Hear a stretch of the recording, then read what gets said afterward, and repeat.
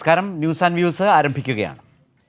നെല്ലും പതിരും തിരിഞ്ഞാൽ കേന്ദ്ര budget എങ്ങനെയുണ്ടാവും? Budget പ്രസംഗത്തിനപ്പുറം budget രേഖകൾ അടിസ്ഥാനപ്പെടുത്തി നോക്കിയാൽ വസ്തുനിഷ്ഠ യാഥാർത്ഥ്യം എന്താണ്? ജീവൽ പ്രശ്നങ്ങളെ സമീപിക്കുന്നതും പ്രതികൂല സാഹചര്യങ്ങളെ അതിജീവിച്ച് വളർച്ചാ നിരക്ക് തിരികെ പിടിക്കാനും ബജറ്റ് ഉതകുമോ?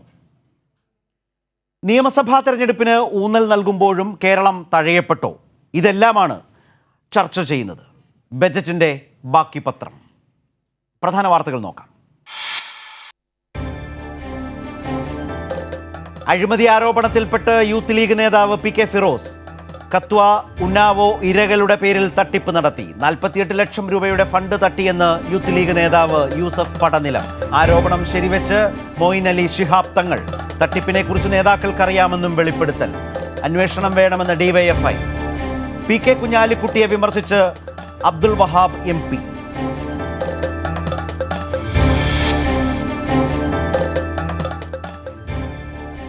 പാവങ്ങളെ കൂടുതൽ പാവങ്ങളാക്കുന്നതാണ് കേന്ദ്ര ബജറ്റെന്ന് സീതാറാം യെച്ചൂരി. സംസ്ഥാനങ്ങളുടെ വിഹിതം വെട്ടിക്കുറച്ചു.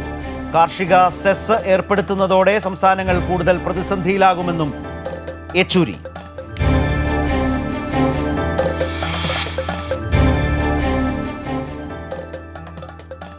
കർഷക സമരത്തിനെതിരെ പുതിയ അടവുമായി കേന്ദ്ര സർക്കാർ.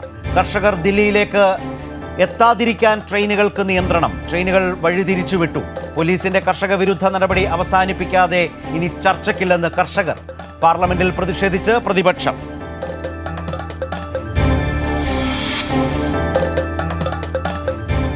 ഇന്ന് 5716 പേർക്ക് കോവിഡ്. 5747 പേർക്ക് രോഗമുക്തി. 16 മരണം COVID-19 മൂലമാണെന്ന് സ്ഥിരീകരിച്ചു.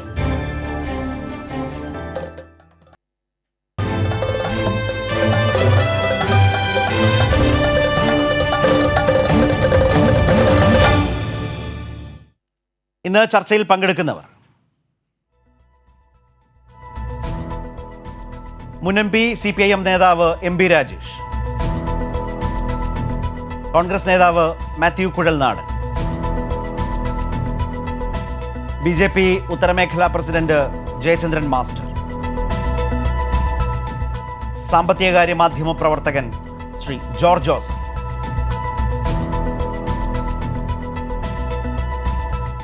ഇനി ഈ ചർച്ചയിലേക്ക് പോകും മുമ്പ് ബജറ്റുമായി ബന്ധപ്പെട്ട് സ്വാഭാവികമായും ആളുകളുടെ മനസ്സിലുണ്ടാകാവുന്ന ചില ചോദ്യങ്ങൾ, ചില നിരീക്ഷണങ്ങൾ. നെല്ലും പതിരും തിരിഞ്ഞാൽ കേന്ദ്ര ബജറ്റ് എങ്ങനെയുണ്ട്? രാജ്യപുരോഗതിക്ക് എന്ത് സംഭാവനയാണ് ബജറ്റ് നൽകുക?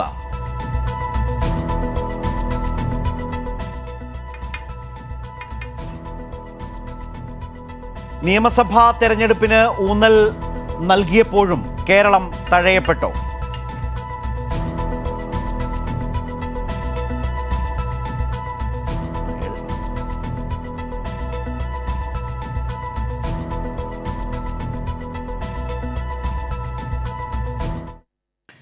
ചർച്ചയിലേക്ക് കടക്കുകയാണ്. ഇപ്പോൾ ശ്രീ ജോർജ് ജോസഫും അതുപോലെ ശ്രീ MP രാജേഷുമാണ് ചർച്ചയിലേക്ക് എത്തിയിട്ടുള്ളത്. ശ്രീ ജയചന്ദ്രൻ മാസ്റ്ററേയും അതുപോലെ തന്നെ മാത്യു കുഴൽനാടനെയും വേഗത്തിൽ ചർച്ചയിലേക്ക് പ്രതീക്ഷിക്കുകയും ചെയ്യുന്നു.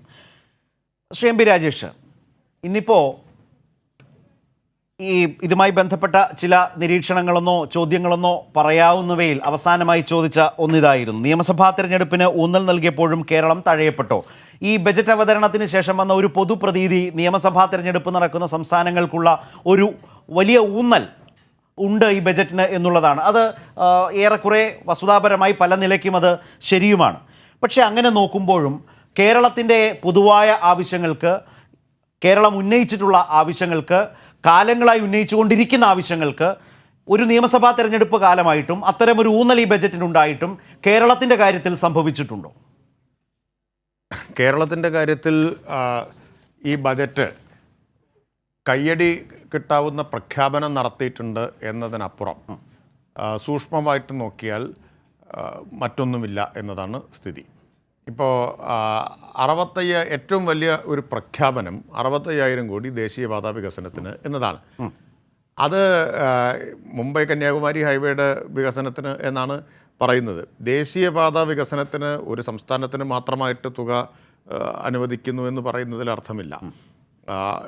അതുപോലെ തന്നെ ഈ ഗവൺമെൻറ്റാണ് ദേശീയപാതയുടെ സ്ഥലമെടുപ്പിൻ്റെ കാര്യത്തിൽ ഇന്ത്യയിൽ മറ്റൊരു സംസ്ഥാനത്തോടും കാണിക്കാത്ത വിവേചനം കാണിച്ചതെന്ന് മറക്കരുത്. ഈ മോഡി ഗവൺമെൻറ്റാണ് കാണിച്ചത്. ദേശീയപാതയുടെ സ്ഥലമെടുപ്പ് ബാക്കി എല്ലായിടത്തും കേന്ദ്രമാണ് അതിൻ്റെ വില നൽകുന്നത് എങ്കിൽ കേരളത്തിൽ മോദി ഗവൺമെൻറ് സ്വീകരിച്ച സമീപനം ഇവിടെ സ്ഥലവില കൂടുതലാണ്, അതുകൊണ്ട് ഇത് മുഴുവൻ കേന്ദ്രത്തിന് നൽകാനാവില്ല, അതിൻ്റെ 4/1 സംസ്ഥാനം വഹിക്കണം എന്ന് പറഞ്ഞു. യഥാർത്ഥത്തിൽ കേരളത്തിലെ ദേശീയപാത വികസനം മുടങ്ങിപ്പോകുമായിരുന്നു. കാരണം ഒരു സംസ്ഥാനത്തിന് സാധാരണഗതിയിൽ ചിന്തിക്കാൻ കഴിയുന്ന കാര്യമല്ല ഈ വിലയുടെ 4/1. കേരളത്തെ സംബന്ധിച്ച് 5000 കോടിയാണത്. 5000 കോടി കേരളത്തിന് അത് വഹിക്കുക എന്നത് സാധാരണ നിലയിൽ ചിന്തിക്കാൻ കഴിയുമായിരുന്നില്ല. അത് പക്ഷേ സാധ്യമായത് മുഖ്യമന്ത്രി ഇത് സമ്മതിച്ചു. സത്യത്തിൽ കേന്ദ്ര ഗവൺമെൻറ് അപ്പം ഞെട്ടിപ്പോയതാണ്. മുഖ്യമന്ത്രി അതിന് തയ്യാറാവില്ല എന്നാണ് അവർ വിചാരിച്ചത്. മുഖ്യമന്ത്രി പറഞ്ഞു 5000 കോടി ഞങ്ങൾ നൽകാം. അത് സാധ്യമായത് കിഫ്ബി ഉള്ളത് കൊണ്ടാണ്. കിഫ്ബി എന്ന നൂതനമായ ഒരാശയം കേരളത്തിൽ ഉള്ളതുകൊണ്ട് ഈ സംസ്ഥാന സർക്കാരിൻ്റെ വിഭവസമാഹരണ പരിമിതികളെ മറികടക്കാനും അടിസ്ഥാന സൗകര്യ വികസനത്തിന് പണം കണ്ടെത്താനുമുള്ളൊരു സംവിധാനമുള്ളത് കൊണ്ടാണ് കേന്ദ്ര സർക്കാരിൻ്റെ ആ ദുഷ്ടലാക്കിനെ നമുക്ക് പരാജയപ്പെടുത്താൻ കഴിഞ്ഞത്. ആ കേന്ദ്ര സർക്കാർ ഇപ്പോൾ 65,000 കോടി എന്നൊരു വലിയ പ്രഖ്യാപനം നടത്തുമ്പോൾ അത് തെരഞ്ഞെടുപ്പിന് 3 മാസത്തേക്ക് മാത്രമുള്ളതാണ്. 3 മാസത്തേക്ക് മാത്രമുള്ളതാണ്. റൈറ്റ്, അതാണ് ഇതിലൊരു പ്രധാനപ്പെട്ട കാര്യമായി വരുന്നത്. കയ്യടി നേടാവുന്നതാണ് എന്ന് പറയുമ്പോഴും ശ്രീ ജോർജ് ജോസഫ്, ഇതിലൊരു പ്രധാനപ്പെട്ട കാര്യം അതിനപ്പുറം ഇതിൻ്റെ ഉള്ളറകളിലേക്ക് പോകേണ്ടതാണ്. ബജറ്റ് പ്രസംഗത്തിനപ്പുറം ബജറ്റ് രേഖകൾ കൂടി പരിശോധിച്ച അതിന് കിട്ടുന്ന അല്ലെങ്കിൽ അതുമായി ബന്ധപ്പെട്ട വിവരങ്ങൾ കൂടി നമ്മുടെ മുമ്പിൽ വന്നതിന് ശേഷം 2-ാം ദിവസം നടക്കുന്നൊരു ചർച്ചയാണ്, പിറ്റേ ദിവസം നടക്കുന്നൊരു ചർച്ചയാണ്. അപ്പോൾ അത്തരമൊരു ഘട്ടത്തിൽ ഇപ്പോൾ അദ്ദേഹം പറഞ്ഞതുപോലെ തന്നെ 25% ഭൂമി ഏറ്റെടുക്കുന്നതിൻ്റെ വിലയുടെ 5000 കോടി കൊടുക്കുന്നൊരു സ്റ്റേറ്റാണ്. നമ്മളാകെ പരമാവധി ഒരു 1000 കിലോമീറ്റർ റോഡാണ് കേരളത്തിൻ്റെ ഒരു ദൈർഘ്യമൊക്കെ ഈ അവസ്ഥയിൽ കേരളത്തിന് വികസിപ്പിക്കേണ്ടി വരിക. ഉത്തർപ്രദേശൊക്കെ താരതമ്യം ചെയ്താൽ ഏതാണ്ട് 5000 കിലോമീറ്ററൊക്കെ വികസിപ്പിക്കുമ്പോഴാണ് നമ്മൾക്കാകെ വേണ്ടി വരുന്നത് പരമാവധി 1000 കിലോമീറ്ററാണ്. അതിൽ തന്നെയും 5000 കോടി കേരളം അതിനുവേണ്ടി ഇൻവെസ്റ്റ് ചെയ്യുന്നതാണ്, മറ്റൊരു സംസ്ഥാനത്തില്ലാത്തതുകൊണ്ട്. ശ്രീ എം പി രാജേഷ് പറഞ്ഞ പോലെ അതുപോലെ തന്നെ മെട്രോയുടെ കാര്യത്തിൽ പക്ഷേ കണക്കുകൾ 1957 കോടി എന്ന് ധനകാര്യമന്ത്രി പ്രസംഗിക്കുന്നു. അതിനുശേഷം പിന്നാലെ വരുമ്പോൾ മനസ്സിലാക്കുന്നു അതിൽ 388 കോടിയാണ് കേന്ദ്രവിഹിതമായി വരുന്നത്. അത്രയും തന്നെ സംസ്ഥാന വിഹിതം, ബാക്കി വരുന്ന തുക വായ്പയിലൂടെ കണ്ടെത്തേണ്ടതാണ്. മെട്രോയുടെ കാര്യത്തിലാണ് ഞാനീ പറഞ്ഞത്. വളരെ പ്രധാനപ്പെട്ട 2 പ്രഖ്യാപനങ്ങൾ. അപ്പോഴും നമ്മുടെ ചർച്ചയിലേക്ക് ഇനിയും വരേണ്ട കേരളത്തിൻ്റെ പൊതുവായ ആവശ്യങ്ങൾ ഇപ്പോഴും ലിസ്റ്റ് ചെയ്യാതെ ബജറ്റിന് പുറത്തു നിൽക്കുന്നതുണ്ടല്ലോ. ആ നിലയിൽ സൂക്ഷ്മമായി ബജറ്റ് രേഖകളിലേക്ക് പോകുന്ന ഒരു മാധ്യമപ്രവർത്തകൻ എന്ന നിലയിൽ എന്താണ് ഇന്നത്തെ അഭിപ്രായം? ശരത്തെ, ഈ വിഷയവുമായി ബന്ധപ്പെട്ട് ഒരുപാട് തെറ്റിദ്ധാരണകൾ ബഡ്ജറ്റ് നൽകുന്നു എന്നുള്ള പ്രധാന ഒരു പ്രശ്നം. അതായത് ഒന്ന് നാം മനസ്സിലാക്കേണ്ടത്, ഈ നേരത്തെ പറഞ്ഞ ഈ മുംബൈ കന്യാകുമാരി കോറിഡോറിന്റെ കാര്യത്തിൽ കേരളത്തിലെ സ്ട്രെച്ചിൽ ബഡ്ജറ്റിൽ തന്നെ ബഡ്ജറ്റ് സ്പീച്ചിൽ തന്നെ പറയുന്നു 600 കിലോമീറ്റർ കേരളത്തിലെ സ്ട്രെച്ചിനെ കുറിച്ചാണ്. എന്തായാലും മുംബൈ കന്യാകുമാരി സ്ട്രെച്ച് എന്ന് പറയുന്നത് 600 കിലോമീറ്റർ അല്ല. അത് തീർച്ചയായിട്ടും കേരളത്തിലൂടെയും അതുപോലെ തന്നെ പല സംസ്ഥാനങ്ങളിലൂടെ, കർണാടകവും മഹാരാഷ്ട്ര അടക്കമുള്ള സംസ്ഥാനങ്ങളിലൂടെ കടന്നു പോകുന്നതാണ്. അപ്പൊ അവിടെ കേരളത്തിന് മാത്രമായിട്ട് 65,000 കോടി രൂപ കൊടുക്കുന്നു എന്നുള്ളൊരു പ്രതീതി ജനിപ്പിക്കുകയാണ്. അതുപോലെ തന്നെ 1957 കോടി രൂപ കൊച്ചി മെട്രോയുടെ കാര്യത്തെ സംബന്ധിച്ച് പറയുമ്പോൾ അവിടെയും നമ്മൾ ഈ പറഞ്ഞ പോലെ മൊത്തം മുതൽ മുടക്കിന്റെ 20% തുകയാണ്, ത്തിലധികം തുകയാണ് ഈ കേന്ദ്ര സർക്കാർ മുടക്കുന്നത്. തത്തുല്യമായ തുക സംസ്ഥാന ഗവൺമെന്റും അതിനകത്ത് പങ്കാളിത്തം വഹിക്കുകയാണ്. പക്ഷെ 1957 കോടി രൂപ കൊച്ചി മെട്രോയുടെ 2ാം ഘട്ട വികസനത്തിന് വേണ്ടി അനുവദിച്ചു എന്നുള്ള തരത്തിൽ ആണ് വാർത്ത വരുന്നത്, രീതിയിലാണ് അത് ആ പ്രസംഗം ഫ്രെയിം ചെയ്തിരിക്കുന്നത് എന്നുള്ളതാണ് സൂക്ഷ്മമായി അത് വായിക്കുമ്പോൾ അത് ജനങ്ങളിൽ ഉണ്ടാക്കുന്ന തെറ്റിദ്ധാരണയുടെ പ്രശ്നം. അങ്ങനെ ഒരു തെറ്റിദ്ധാരണ, അത് എന്തിനാണ് അത് ചെയ്യുന്നതെന്ന് എനിക്ക് നമുക്ക് ഈ പറഞ്ഞതുപോലെ തെരഞ്ഞെടുപ്പുമായി ബന്ധപ്പെട്ട് പൊളിറ്റിക്കൽ കൺസ്ട്രൈൻസ് കാര്യങ്ങളൊക്കെ ആവും. അതുപോലെ മധുര കൊല്ലം പാതയെ കുറിച്ച് അതും ഇതുപോലെ തന്നെ തമിഴ്നാടിനും കേരളത്തിനും കൂടി വരുന്ന ഒരു കാര്യമാണ്. മാത്രവുമല്ല ഇതൊന്നും തന്നെ ഈ വർഷമോ അല്ലെങ്കിൽ പെട്ടെന്ന് നടപ്പാവുന്ന കാര്യങ്ങളൊന്നുമല്ല. മുംബൈ കന്യാകുമാരി കോറിഡോർ എന്ന് പറയുന്നത്, വ്യവസായ ഇടനാഴി, ആ ഹൈവേ എന്ന് പറയുന്നത് ഒരുപാട് കാലം എടുക്കുന്ന ഒരു സംഭവമാണ്. ചിലപ്പോ 5 അല്ലെങ്കിൽ 10 വർഷമൊക്കെ നീണ്ടുപോകുന്ന കാര്യമാണ്. പക്ഷെ ഇതിനു വേണ്ടി പൈസ ഇങ്ങനെ കേന്ദ്രം ഇതിനുവേണ്ടി നീക്കി വെച്ചിരിക്കുന്നു എന്നുള്ള തരത്തിൽ. അതുപോലെ മെട്രോയുടെ കാര്യത്തിലും 1957 കോടി രൂപ അതിന്റെ സെക്കൻഡ് ഫേസിന് ആവശ്യമായ മുഴുവൻ തുകയും കേന്ദ്ര സർക്കാർ നൽകുന്നു എന്നുള്ള തരത്തിലാണ് അവിടെ ആ ബഡ്ജറ്റ് തെറ്റിദ്ധരിപ്പിക്കുന്നത്. അതൊരു പ്രധാന പ്രശ്നമാണ്. ഒരു രാജ്യത്തിന്റെ ബഡ്ജറ്റ് ഒരു സൂക്ഷ്മമായ ഒരു സാമ്പത്തിക ഡോക്യുമെന്റ് എന്ന് പറയുന്നത് ജനങ്ങൾക്ക് കൃത്യമായ കാര്യങ്ങൾ ട്രാൻസ്പെറന്റ് ആയിട്ട് മനസ്സിലാക്കാൻ കഴിയുന്നതായിരിക്കണം. അല്ലാതെ അതിനകത്ത് ഒരു തെറ്റിദ്ധാരണ വരുത്തി ഞങ്ങളാണ് ഇതെല്ലാം ചെയ്യുന്നത്, അങ്ങനെയല്ല. ഈ ഇപ്പൊ ഹൈവേയുടെ കാര്യത്തിലായാലും നേരത്തെ ശ്രീ MP രാജേഷ് പറഞ്ഞതുപോലെ തന്നെ അതിന്റെ സ്ഥലമെടുപ്പ് അടക്കമുള്ള കാര്യങ്ങളിൽ ഒരുപാട് പണം നിക്ഷേപിക്കുന്നത് മാത്രമല്ല, സംസ്ഥാന ഗവൺമെന്റിന്റെ മെഷീനറി വർക്ക് ചെയ്യണം. ഈ റവന്യൂ ഡിപ്പാർട്ട്മെന്റും അതുപോലുള്ള ഒരുപാട് ഡിപ്പാർട്ട്മെന്റുകൾ ഇതെല്ലാം നടപ്പാക്കുമ്പോൾ അതിന് സ്റ്റേറ്റ് ഗവൺമെന്റിന്റെ മെഷീനറിയാണ് ഒരു 90% ഉപയോഗിക്കുന്നത്. മറ്റ് ഹൈവേ അതോറിറ്റിയും മറ്റു കാര്യങ്ങൾ കേന്ദ്ര സർക്കാരിന്റെ പ്രാതിനിധ്യം അവിടെ വരുന്നത് വളരെ കുറഞ്ഞ തോതിലാണ്. അപ്പൊ ആ അടിസ്ഥാനത്തിൽ നമ്മൾ പരിശോധിക്കുമ്പോൾ ഈ ബഡ്ജറ്റ് തീർച്ചയായിട്ടും ഈ തെരഞ്ഞെടുപ്പ് നടക്കുന്ന സംസ്ഥാനങ്ങളുടെ കാര്യത്തിൽ കൃത്യമായ ഒരു കേന്ദ്ര സർക്കാർ അവർക്ക് വാരിക്കോരി നൽകുന്നു എന്നുള്ളൊരു പ്രതീതി ജനിപ്പിക്കും. മാത്രവുമല്ല, ബഡ്ജറ്റ് സ്പെസിഫിക് ആയിട്ട് ഈ 4 സംസ്ഥാനങ്ങളുടെ കാര്യമാണ് ബഡ്ജറ്റിൽ എടുത്തു പറയുന്നത്.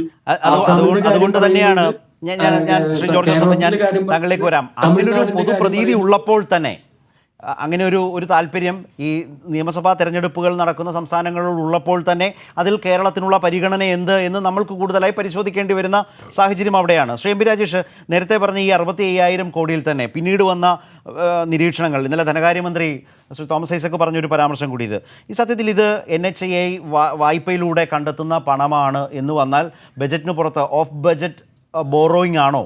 അങ്ങനെ വന്നാൽ അത് നിർമ്മലാ സീതാരാമൻ ധനകാര്യമന്ത്രി ബജറ്റിൻ്റെ ഭാഗമായി ഈ 65,000 കോടി എന്ന് പ്ലേസ് ചെയ്യുന്നതിൽ ഒരു അയുക്തി ഉണ്ടോ? ഒന്നാമത്തെ കാര്യം. നേരത്തെ പാർലമെൻറ്റ് അംഗം എന്ന നിലയിൽ നിങ്ങളൊക്കെ നിരന്തരം ഉന്നയിച്ചു കൊണ്ടിരുന്ന ചില വിഷയങ്ങളുണ്ട്.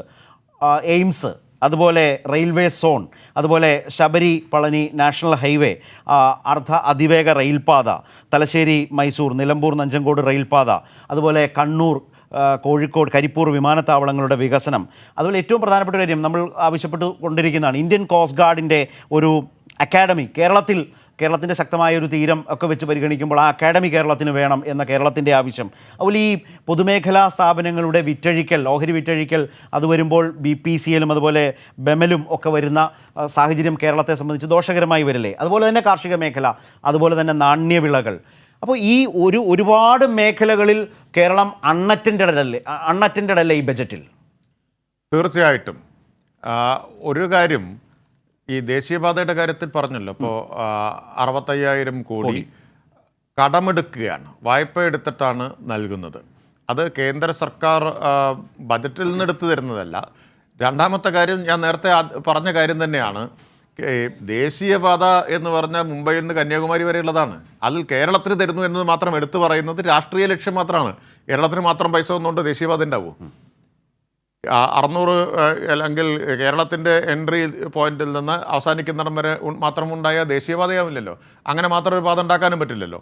അപ്പോൾ അത് ദേശീയപാതയുടെ ആകെ ചെലവ് കേന്ദ്ര സർക്കാർ വഹിക്കേണ്ടതാണ്. അതിൽ കേരളത്തിന് തരുന്നു എന്നത് വലിയ എടുത്തു പറയുന്നു എന്നത് രാഷ്ട്രീയ ലക്ഷ്യത്തോടെയാണ്. വളരെ ബാലിശമാണെന്നേ ഞാൻ പറയുന്നുള്ളൂ. അതൊക്കെ ഒരു ബാലിശമായിട്ടുള്ള കാര്യമാണ്. എന്തെങ്കിലും തന്നിട്ടത് പറഞ്ഞാൽ കൊള്ളാം. കാര്യമായിട്ട് കേരളത്തിന് സവിശേഷമായിട്ട് കേരളത്തിന് മാത്രമായിട്ട് എന്തെങ്കിലും തന്നിട്ടാണ് പറയുന്നതെങ്കിൽ അത് പറയുന്നത് കൊള്ളാം. പക്ഷേ അതേസമയം നേരത്തെ ഇപ്പോൾ ശരത്ത് പറഞ്ഞ ഒരുപാട് പദ്ധതികളുണ്ട് കേരളത്തിൻ്റെ. ഇപ്പോൾ ശബരി, നഞ്ചൻകോട് റെയിൽവേ, അതിവേഗ റെയിൽവേ പാത, കേരളത്തിൻ്റെ ഏറ്റവും പ്രധാനപ്പെട്ട ഒരു ആവശ്യമാണ് അതിവേഗ റെയിൽവേ പാത. അതിനൊന്നും ഒരു സഹായവും ഇതിലില്ല.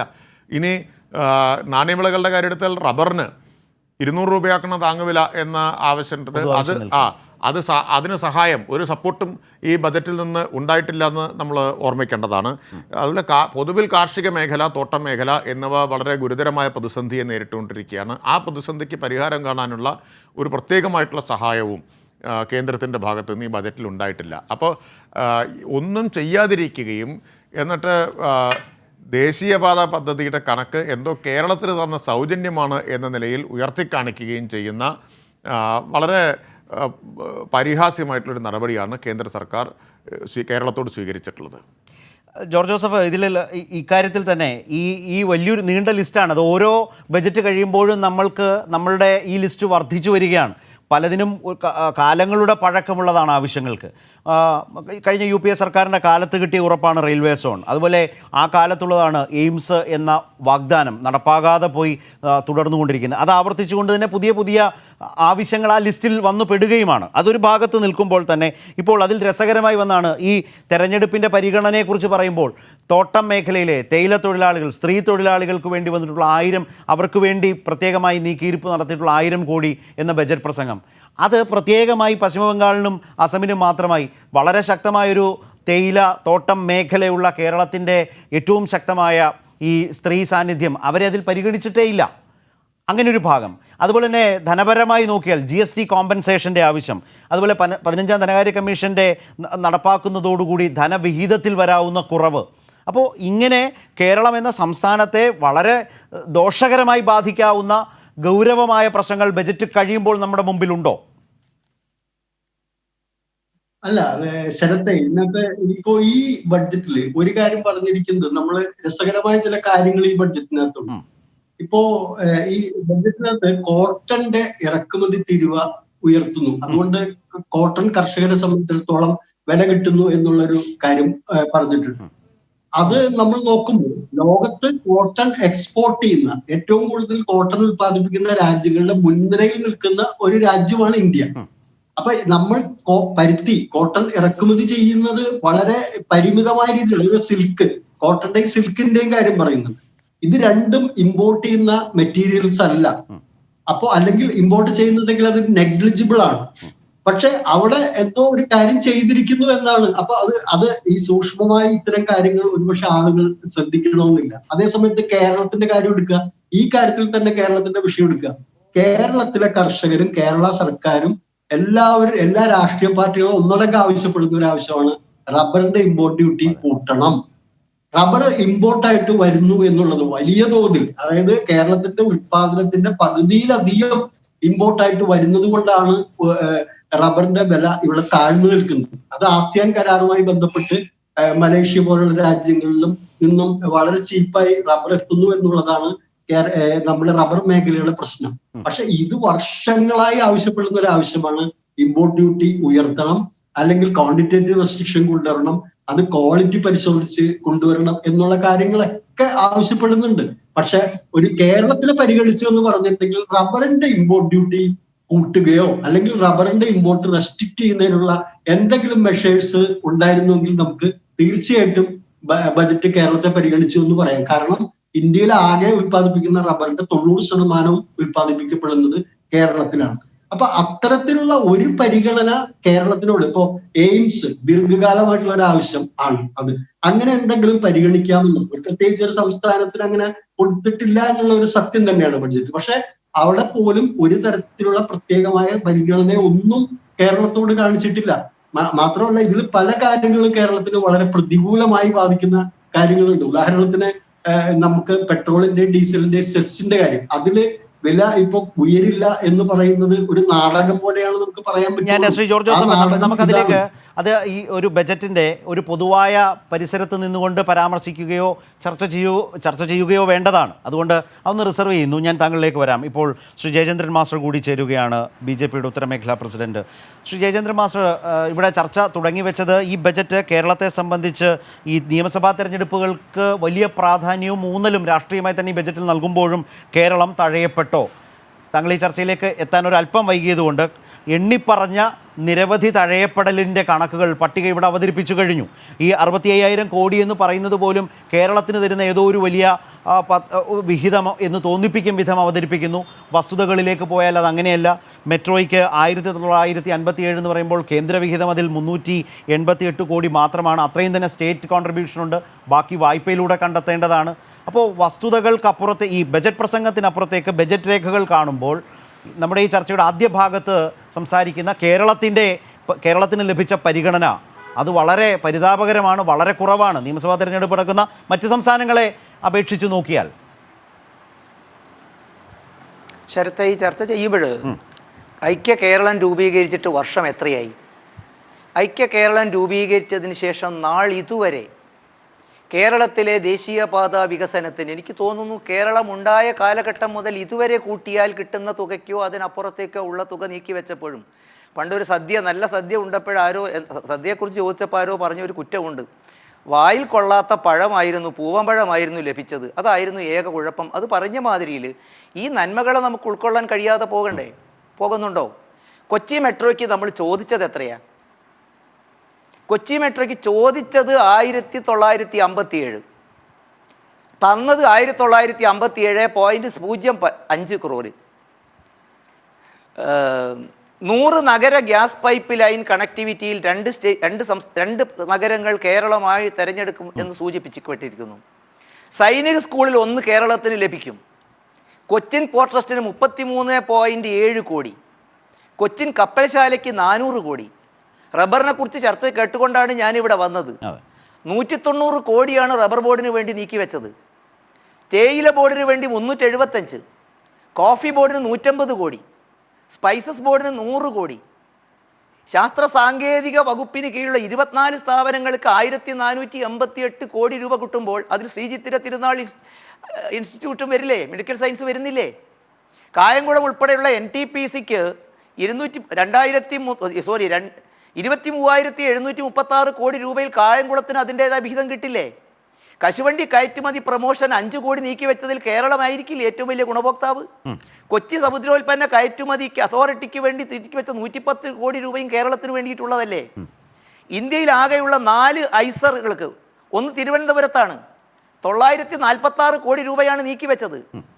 IITകൾക്ക് 7686 കോടി രൂപ നീക്കി വെക്കുമ്പോൾ 11 ഈ അടുത്ത് പ്രഖ്യാപിച്ച IITകളിൽ ഒന്ന് പാലക്കാട് ഉൾപ്പെടുന്നില്ലേ? ശ്രീ ജയചന്ദ്രൻ മാസ്റ്റർ, ഒരു ചെറിയ സംശയം. സെന്റർ ഫോർ എർത്ത് സയൻസ് ഈ കേന്ദ്രത്തിന് കീഴിൽ വരുന്ന ഈ ബോർഡുകൾക്കും ഈ സ്ഥാപനങ്ങൾക്കും എല്ലാ ബജറ്റിലും വിഹിതം മാറ്റിവെക്കുക എന്നുള്ളത് പതിവുള്ളതല്ലേ?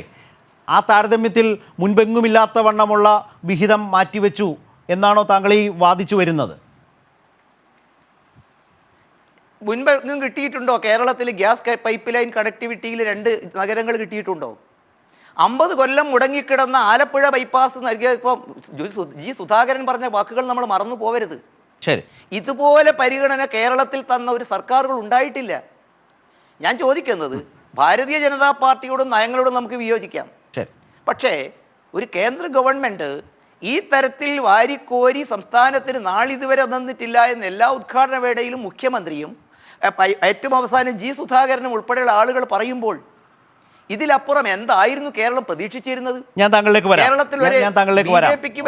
വളരെ പ്രധാനപ്പെട്ട ഒറ്റ കാര്യം കൂടി, ഈ വിമർശിക്കുന്നവർ ഭരിച്ച കാലഘട്ടത്തിൽ തന്നതിന്റെ കണക്ക് കൂടി പറഞ്ഞുകൊണ്ട് നമുക്ക് ചർച്ചയിലേക്ക് പോകുന്നത് നന്നാകുമെന്ന് തോന്നുന്നു. ശരി, എന്താ ഇത്രയൊക്കെ പോരെ, വാരി കോരി തരുന്നു എന്നാണ് ജയചന്ദ്രൻ മാസ്റ്റർ കണക്കുകൾ അവതരിപ്പിച്ചുകൊണ്ട് പറയുന്നത്. MP രാജേഷ്, ഇത് ജയചന്ദ്രൻ മാസ്റ്റർ ഒരു പാർട്ടി പൊതുയോഗത്തിൽ, അദ്ദേഹത്തിൻ്റെ പാർട്ടിയുടെ പൊതുയോഗത്തിൽ അദ്ദേഹത്തിൻ്റെ അണികൾ മാത്രം ഉള്ളിടത്താണ് പറഞ്ഞതെങ്കിൽ അവർക്ക് കൈയടിക്കാൻ ഒരു വകുപ്പാണ്. അതിനപ്പുറം ഒരു ഗൗരവമുള്ള ചർച്ചയിൽ പൊതുമധ്യത്തിൽ പൊതുമണ്ഡലത്തിൽ ഇത് പറഞ്ഞാൽ ആളുകൾ ചിരിക്കും. കാരണം എന്താണെന്ന് വെച്ചാൽ ഇത് ആദ്യമായിട്ടാണോ കേന്ദ്ര പൊതുമേഖലാ സ്ഥാപനങ്ങൾക്ക് ബജറ്റിൽ നിന്ന് വിഹിതം നൽകുന്നത്? ബജറ്ററി സപ്പോർട്ടിൽ പ്രവർത്തിക്കുന്നവയാണ് ഈ കേന്ദ്ര പൊതുമേഖലാ സ്ഥാപനങ്ങളെല്ലാം. IITകൾക്ക് ഇത്ര കോടി കൊടുത്തു എന്ന് പറഞ്ഞാൽ പാലക്കാട് ഒഴിവാക്കി കൊടുക്കണം എന്ന് പറയാൻ പറ്റുമോ? ഒരു വിഹിതം എത്രയാണെന്നറിയില്ല, ഒരു വിഹിതം IIT പാലക്കാടിന് കിട്ടും. കാരണം അത് കേന്ദ്ര സർക്കാരിൻ്റെ സ്ഥാപനമാണ്. ഐസറിന് ഇത്ര കൊടുത്തു, തിരുവനന്തപുരത്തിനും കിട്ടിയില്ലേ എന്ന് വെച്ചാൽ പിന്നെ തിരുവനന്തപുരം ഒഴിവാക്കിയിട്ട് ബാക്കിയെല്ലാം ഐസറിന് മാത്രം കൊടുക്കാൻ പറ്റുമോ? അങ്ങനെ കേന്ദ്ര സർക്കാരിന് കൊടുക്കാൻ പറ്റുമോ? ഇത് ഒരു മുതിർന്ന നേതാവാണല്ലോ ജയചന്ദ്രൻ മാസ്റ്റർ. അദ്ദേഹത്തിൻ്റെ പരിമിതി ഞാൻ മനസ്സിലാക്കുന്നു. മറ്റൊന്നും പറയാൻ കഴിയാത്തത് കൊണ്ട് ഈ കണക്കുകളൊക്കെ പറയുന്നു എന്ന് മാത്രമേ ഉള്ളൂ. അപ്പോൾ കേന്ദ്ര ബജറ്റ് വരുമ്പോൾ അവർ ബജറ്റിൽ സപ്പോർട്ട് ആവശ്യപ്പെടുമല്ലോ. IITകളും ഐസറും എല്ലാം ആവശ്യപ്പെട്ടിട്ടുണ്ടാവും. അപ്പം ഒരു ബജറ്റിനെ നമ്മൾ വിലയിരുത്തേണ്ടത് അവർക്ക് 50 കോടി കൊടുത്തു, ഇവർക്ക് 75 കോടി കൊടുത്തു എന്ന നിലയിലേ അല്ല. എന്താണ് കേരളത്തിൻ്റെ സവിശേഷമായിട്ടുള്ള പ്രശ്നങ്ങളോട് ഈ ബജറ്റ് സ്വീകരിച്ച സമീപനം? 1. 2, കേരളത്തിൻ്റെ ചിരകാല പദ്ധതികൾ, പുതിയ പദ്ധതികൾ, പുതിയ നിർദ്ദേശങ്ങൾ, ഇതിനോട് എന്താണ് സ്വീകരിച്ചത്? കൊച്ചിൻ കപ്പൽശാലയ്ക്ക് കൊടുത്തു എന്ന് പറഞ്ഞാൽ കൊച്ചിൻ കപ്പൽശാല കേന്ദ്ര സർക്കാരിൻ്റേതല്ലേ? പിന്നെ ആര് കൊടുക്കും? പിന്നെ സംസ്ഥാന സർക്കാരാണോ കൊടുക്കേണ്ടത്? അപ്പോൾ ഞാൻ പറഞ്ഞത്, 1, കേരളത്തിന് ഏറ്റവും പ്രധാനപ്പെട്ട പ്രശ്നം കാർഷിക തോട്ടം മേഖലകളുടെ പ്രതിസന്ധി, പ്രത്യേകിച്ച് നാണ്യവിളകളുടെ, റബ്ബറിൻ്റെ കാര്യം ഇവിടെ പറഞ്ഞു. എന്ത് നടപടി സ്വീകരിച്ചു? ചോദ്യം ഒന്ന്. രണ്ടാമത്തെ കാര്യം, നേരത്തെ പറഞ്ഞ ശബരി റെയിൽ ഉൾപ്പെടെയുള്ള പദ്ധതികളുടെ അതിവേഗ റെയിൽ പദ്ധതി, അതൊക്കെയാണ് കേരളത്തിൻ്റെ ഭാവി വികസനത്തെ സംബന്ധിച്ച് ഏറ്റവും പ്രധാനപ്പെട്ട കാര്യങ്ങളാണ്. കണ്ടതായിട്ട് ഭാവിച്ചോ ഈ ബജറ്റ്? അങ്ങനെയല്ലേ നമ്മൾ വിലയിരുത്തേണ്ടത്. അപ്പോൾ അതാണ് എനിക്ക് അതിനെപ്പറ്റി പറയാനുള്ളത്. നമ്മൾ ബജറ്റിൻ്റെ പൊതുവായ വിശകലനത്തിലേക്ക് വരുന്നതാണ് ഞാൻ വിചാരിക്കുന്നത്. ഇപ്പോൾ കേരളത്തിൽ മാത്രമാണല്ലോ ചർച്ച, അതുകൊണ്ട് ഞാനിപ്പോൾ തൽക്കാലം അവിടെ നിർത്തും. പക്ഷേ അത് പറയുമ്പോൾ അദ്ദേഹം പറഞ്ഞൊരു വാചകം ശ്രദ്ധിച്ചോ? ഈ കേന്ദ്രമന്ത്രി നിതിൻ ഗഡ്കരി അദ്ദേഹത്തിൻ്റെ വകുപ്പ് ചെയ്യുന്ന സേവനങ്ങൾ, കേരളവുമായി സഹകരിച്ച് പ്രവർത്തിക്കുന്നതിന് നൽകിയിട്ടുള്ള നന്ദി അല്ലെങ്കിൽ നല്ല വാക്കുകൾ, അതെ ഞാൻ പറയാൻ വിട്ടുപോയതാ. അത് തന്നെയാണ് ഒരു വലിയ ഉദാഹരണമായി BJP സമർത്ഥിക്കുന്നത്, വാദിക്കുന്നത്. അതിൽ കേന്ദ്രമന്ത്രി നിതിൻ ഗഡ്കരിയും അതുപോലെ പെട്രോളിയം മന്ത്രി ധർമ്മേന്ദ്ര പ്രധാനും മോദിയും എല്ലാം കേരള സർക്കാരിനെയും മുഖ്യമന്ത്രിയെ അഭിനന്ദിച്ചിട്ടുണ്ട്. തിരിച്ചുണ്ട്. എന്താണ് അതിനർത്ഥം? അതിനർത്ഥം കേരളത്തിലെ ഗവൺമെൻറ് രാഷ്ട്രീയ വിവേചനമില്ലാതെ കേന്ദ്രത്തോട്, കേന്ദ്രത്തിൻ്റെ പദ്ധതികളോട് സഹകരിക്കുന്നു, വിമുഖമായ നിലപാട് സ്വീകരിക്കുന്നില്ല, കാര്യക്ഷമമായി ഭരണനിർവഹണം നടത്തുന്നു, പദ്ധതികൾ പൂർത്തീകരിക്കുന്നു. അതിൻ്റെ ഏറ്റവും വലിയ ഉദാഹരണങ്ങൾ ഗെയിലും ദേശീയപാതയാണ്. ഇപ്പോൾ ജനാർദ്ദനൻ മാഷിൻ്റെ പാർട്ടിയുടെ തന്നെ സംസ്ഥാന അധ്യക്ഷൻ വെല്ലുവിളിച്ചതായിരുന്നില്ലേ? ഇനി വെല്ലുവിളിച്ചിട്ടില്ലെന്ന് മാഷ് പറഞ്ഞാൽ ഇപ്പോൾ നമുക്ക് ആ ഫേസ്ബുക്ക് പോസ്റ്റ് എടുക്കാൻ അധികം പ്രയാസമില്ല. വെല്ലുവിളിച്ചുകൊണ്ടുള്ള ഫേസ്ബുക്ക് പോസ്റ്റാണ്. ഇത് രണ്ടും നടപ്പാക്കിയാൽ പിണറായി വിജയനെ ഞാൻ അംഗീകരിക്കാം.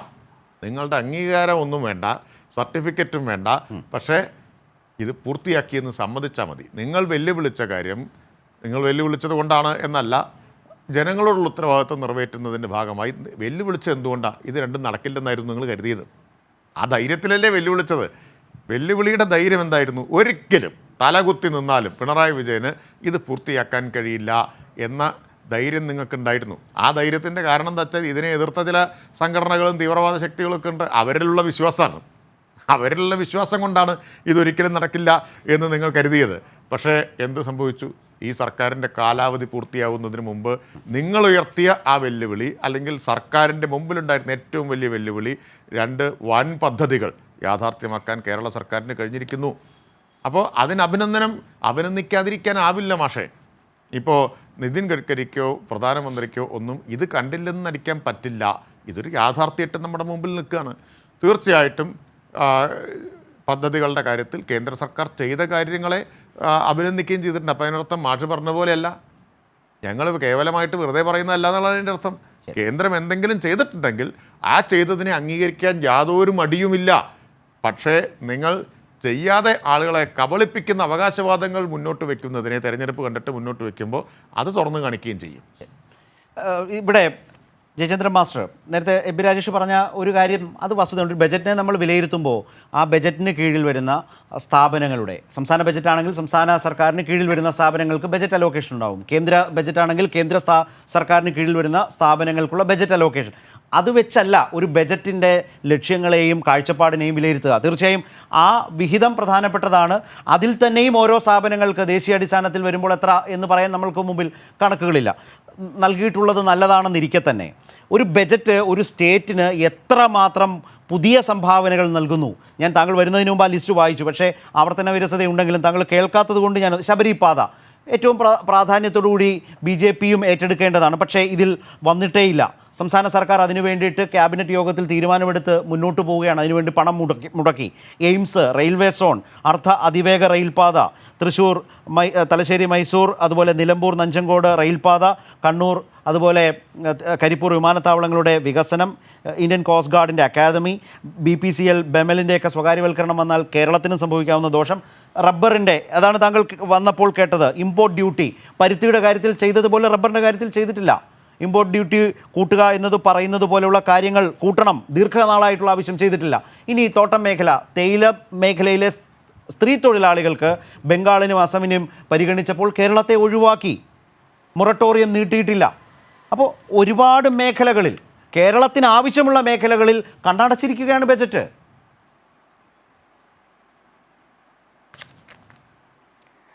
രാജേഷിൽ നിന്നും തുടങ്ങിയിട്ട് നമുക്ക് ഇങ്ങോട്ട് പോകാൻ തോന്നുന്നു. കേന്ദ്ര പദ്ധതികൾക്ക് സഹായം ചെയ്യേണ്ടത് കേന്ദ്രത്തിൻ്റെ ബാധ്യത തന്നെയാണ് രാജേഷേ. പക്ഷെ നിങ്ങൾ ഉൾപ്പെടെയുള്ള ആളുകൾ ഭരിച്ചപ്പോൾ IITയുടെ വീതം പറ്റാൻ പാലക്കാട്ട് കേരളത്തിന് IIT അനുവദിച്ചിരുന്നോ? അതും കൂടെ നമ്മൾ ചിന്തിക്കണ്ടേ? ഈ IIM കുറിച്ച് നേരത്തെ ചൂണ്ടിക്കാണിച്ചു. ഇന്ത്യൻ ഇൻസ്റ്റിറ്റ്യൂട്ട് ഓഫ് മെഡിക്കൽ സയൻസിൻ്റെ ഒരു ശാഖ കേരളത്തിൽ ഒന്ന് കേരളത്തിന് തരാമെന്ന് പറഞ്ഞിട്ട് ഇതുവരെ കേരളം അതിനോട് പ്രതികരിച്ചോ? അവസാനം കേന്ദ്രം തന്നെ പറഞ്ഞു സ്ഥലം എവിടെയാണ് നിങ്ങളതിന് കണ്ടെത്തിയിരിക്കുന്നത്, അത്തരം കാര്യങ്ങളുള്ള സമീപനം എന്താണ്? ഇനി ഗെയിലിൻ്റെ സുരേന്ദ്രൻ്റെ വാട്സാപ്പ് പോസ്റ്റ് എടുത്ത് കാണിക്കുമ്പോൾ ഞാൻ ജോർജ് എം തോമസിൻ്റെ തൊട്ടടുത്ത നിയോജക മണ്ഡലത്തിലാണ് രാജേഷ് എൻ്റെ വീട്. നിങ്ങളവിടെ സമരത്തിന് നടത്തിയതിൻ്റെ ഒരുപാട് ക്ലിപ്പിങ്സ് ഞാൻ കാണിച്ചു തരാം. ആ സമരത്തിന് വർഗീയവാദികൾ മാത്രമാണോ? DYFIയുടെ നിങ്ങളുടെയൊക്കെ സംഘടനയുടെ പേരിൽ അച്ചടിച്ച് അന്ന് പ്രസിദ്ധീകരിച്ച പോസ്റ്ററും ജോർജ് എം തോമസ് ഭൂമിക്കടിയിലെ ബോംബാണ്, ഇത് ഞങ്ങൾ ജീവൻ പോയാലും അനുവദിക്കില്ല എന്ന് പറഞ്ഞ് തടസ്സപ്പെടുത്തിയതൊക്കെ നമ്മുടെ മുമ്പിലുണ്ട്. ഏതായാലും അതൊക്കെ ഇതൊക്കെ കേരളത്തിൻ്റെ മികവാണെങ്കിൽ എന്ന് തുടങ്ങിയത് ആ ഗെയിൽ പദ്ധതി എന്തേ ഇത്രയും കാലം താമസിച്ചു?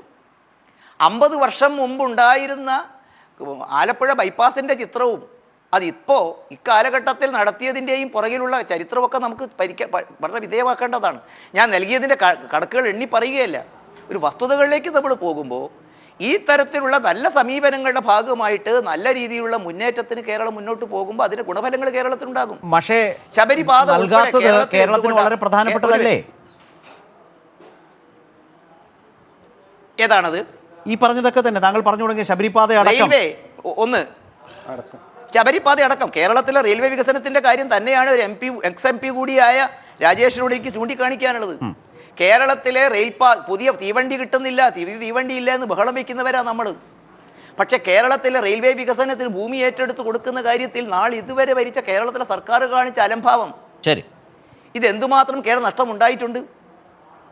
ഇപ്പം തന്നെ കേന്ദ്രം അലോക്കേഷൻ ചെയ്തിരിക്കുന്ന എത്ര തുകയാണ് നമുക്ക് നഷ്ടപ്പെട്ടത്?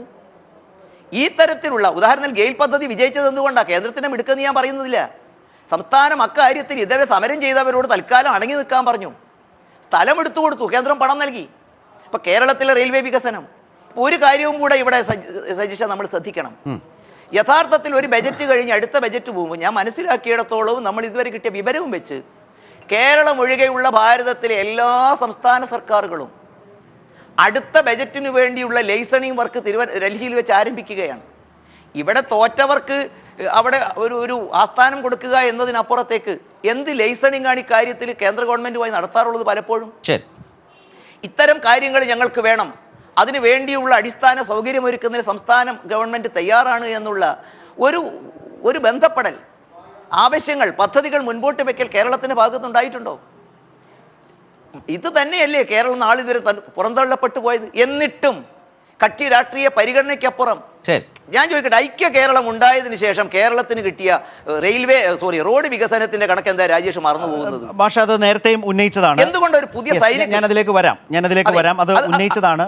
പൊതുവായ പ്രശ്നങ്ങളിലേക്ക് പോകും മുമ്പ് ശ്രീ മാത്യു കുഴൽനാടൻ കൂടി നമ്മുടെ മുമ്പിലേക്ക് വരുന്നുണ്ട്. ഇത്തരം നിങ്ങൾ പൊതുവായി ഉന്നയിച്ച രണ്ട് മൂന്ന് കാര്യങ്ങൾ ആരോഗ്യരംഗത്ത് ഞാൻ മെഡിക്കൽ കോളേജ് അഡ്വൈസറി കമ്മിറ്റി മെമ്പറാണ്. വരാം.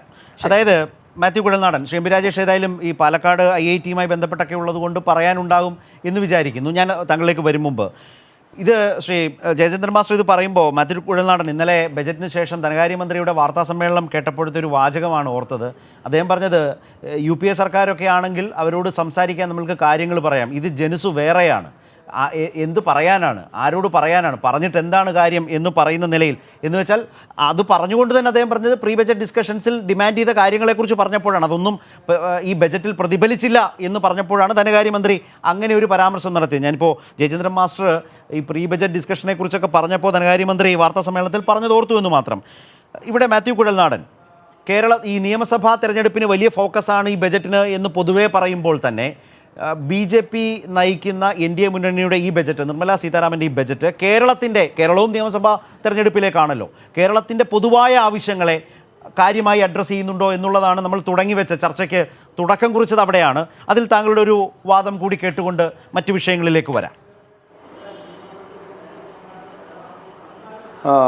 ശരത്ത്, ഞാൻ ആദ്യം ഒരു വൈകി വന്നതിൽ ക്ഷമാപണം നടത്തുകയാണ്. കാരണം ഞാൻ പറഞ്ഞിരുന്നു ഇന്നത്തെ ദിവസം ഒരു ചെറിയ തിരക്കുള്ളതുകൊണ്ടാണ് എത്താൻ വൈകിയത്. I am sorry. പിന്നെ ഇപ്പോൾ നിങ്ങളിവിടെ സംസാരിച്ചുകൊണ്ടിരുന്ന വിഷയം ഞാൻ മനസ്സിലാക്കുന്നത് ബഡ്ജറ്റുമായി ബന്ധപ്പെട്ട് കേരളത്തിന് എന്ത് ലഭിച്ചു എന്നല്ലെങ്കിൽ എത്രമാത്രം ഒരു നേട്ടം കേരളത്തിന് ലഭിച്ചു എന്നത് സംബന്ധിച്ചാണെന്നാണ് ഞാൻ മനസ്സിലാക്കുന്നത്. ഞാൻ കേരള സെൻട്രിക് ആ ബഡ്ജറ്റിനെ പൂർണ്ണമായിട്ടും ഒന്ന് എക്സാമിൻ ചെയ്യാൻ എനിക്ക് സാധിച്ചിട്ടില്ല എന്നുള്ള എൻ്റെ ഒരു പരിമിതി ഞാൻ ആദ്യം പറയുകയാണ്. ഒരു പക്ഷേ എന്നെക്കാളും നന്നായിട്ട് രാജേഷിന് അത് പറയാൻ കഴിഞ്ഞെന്ന് വരും.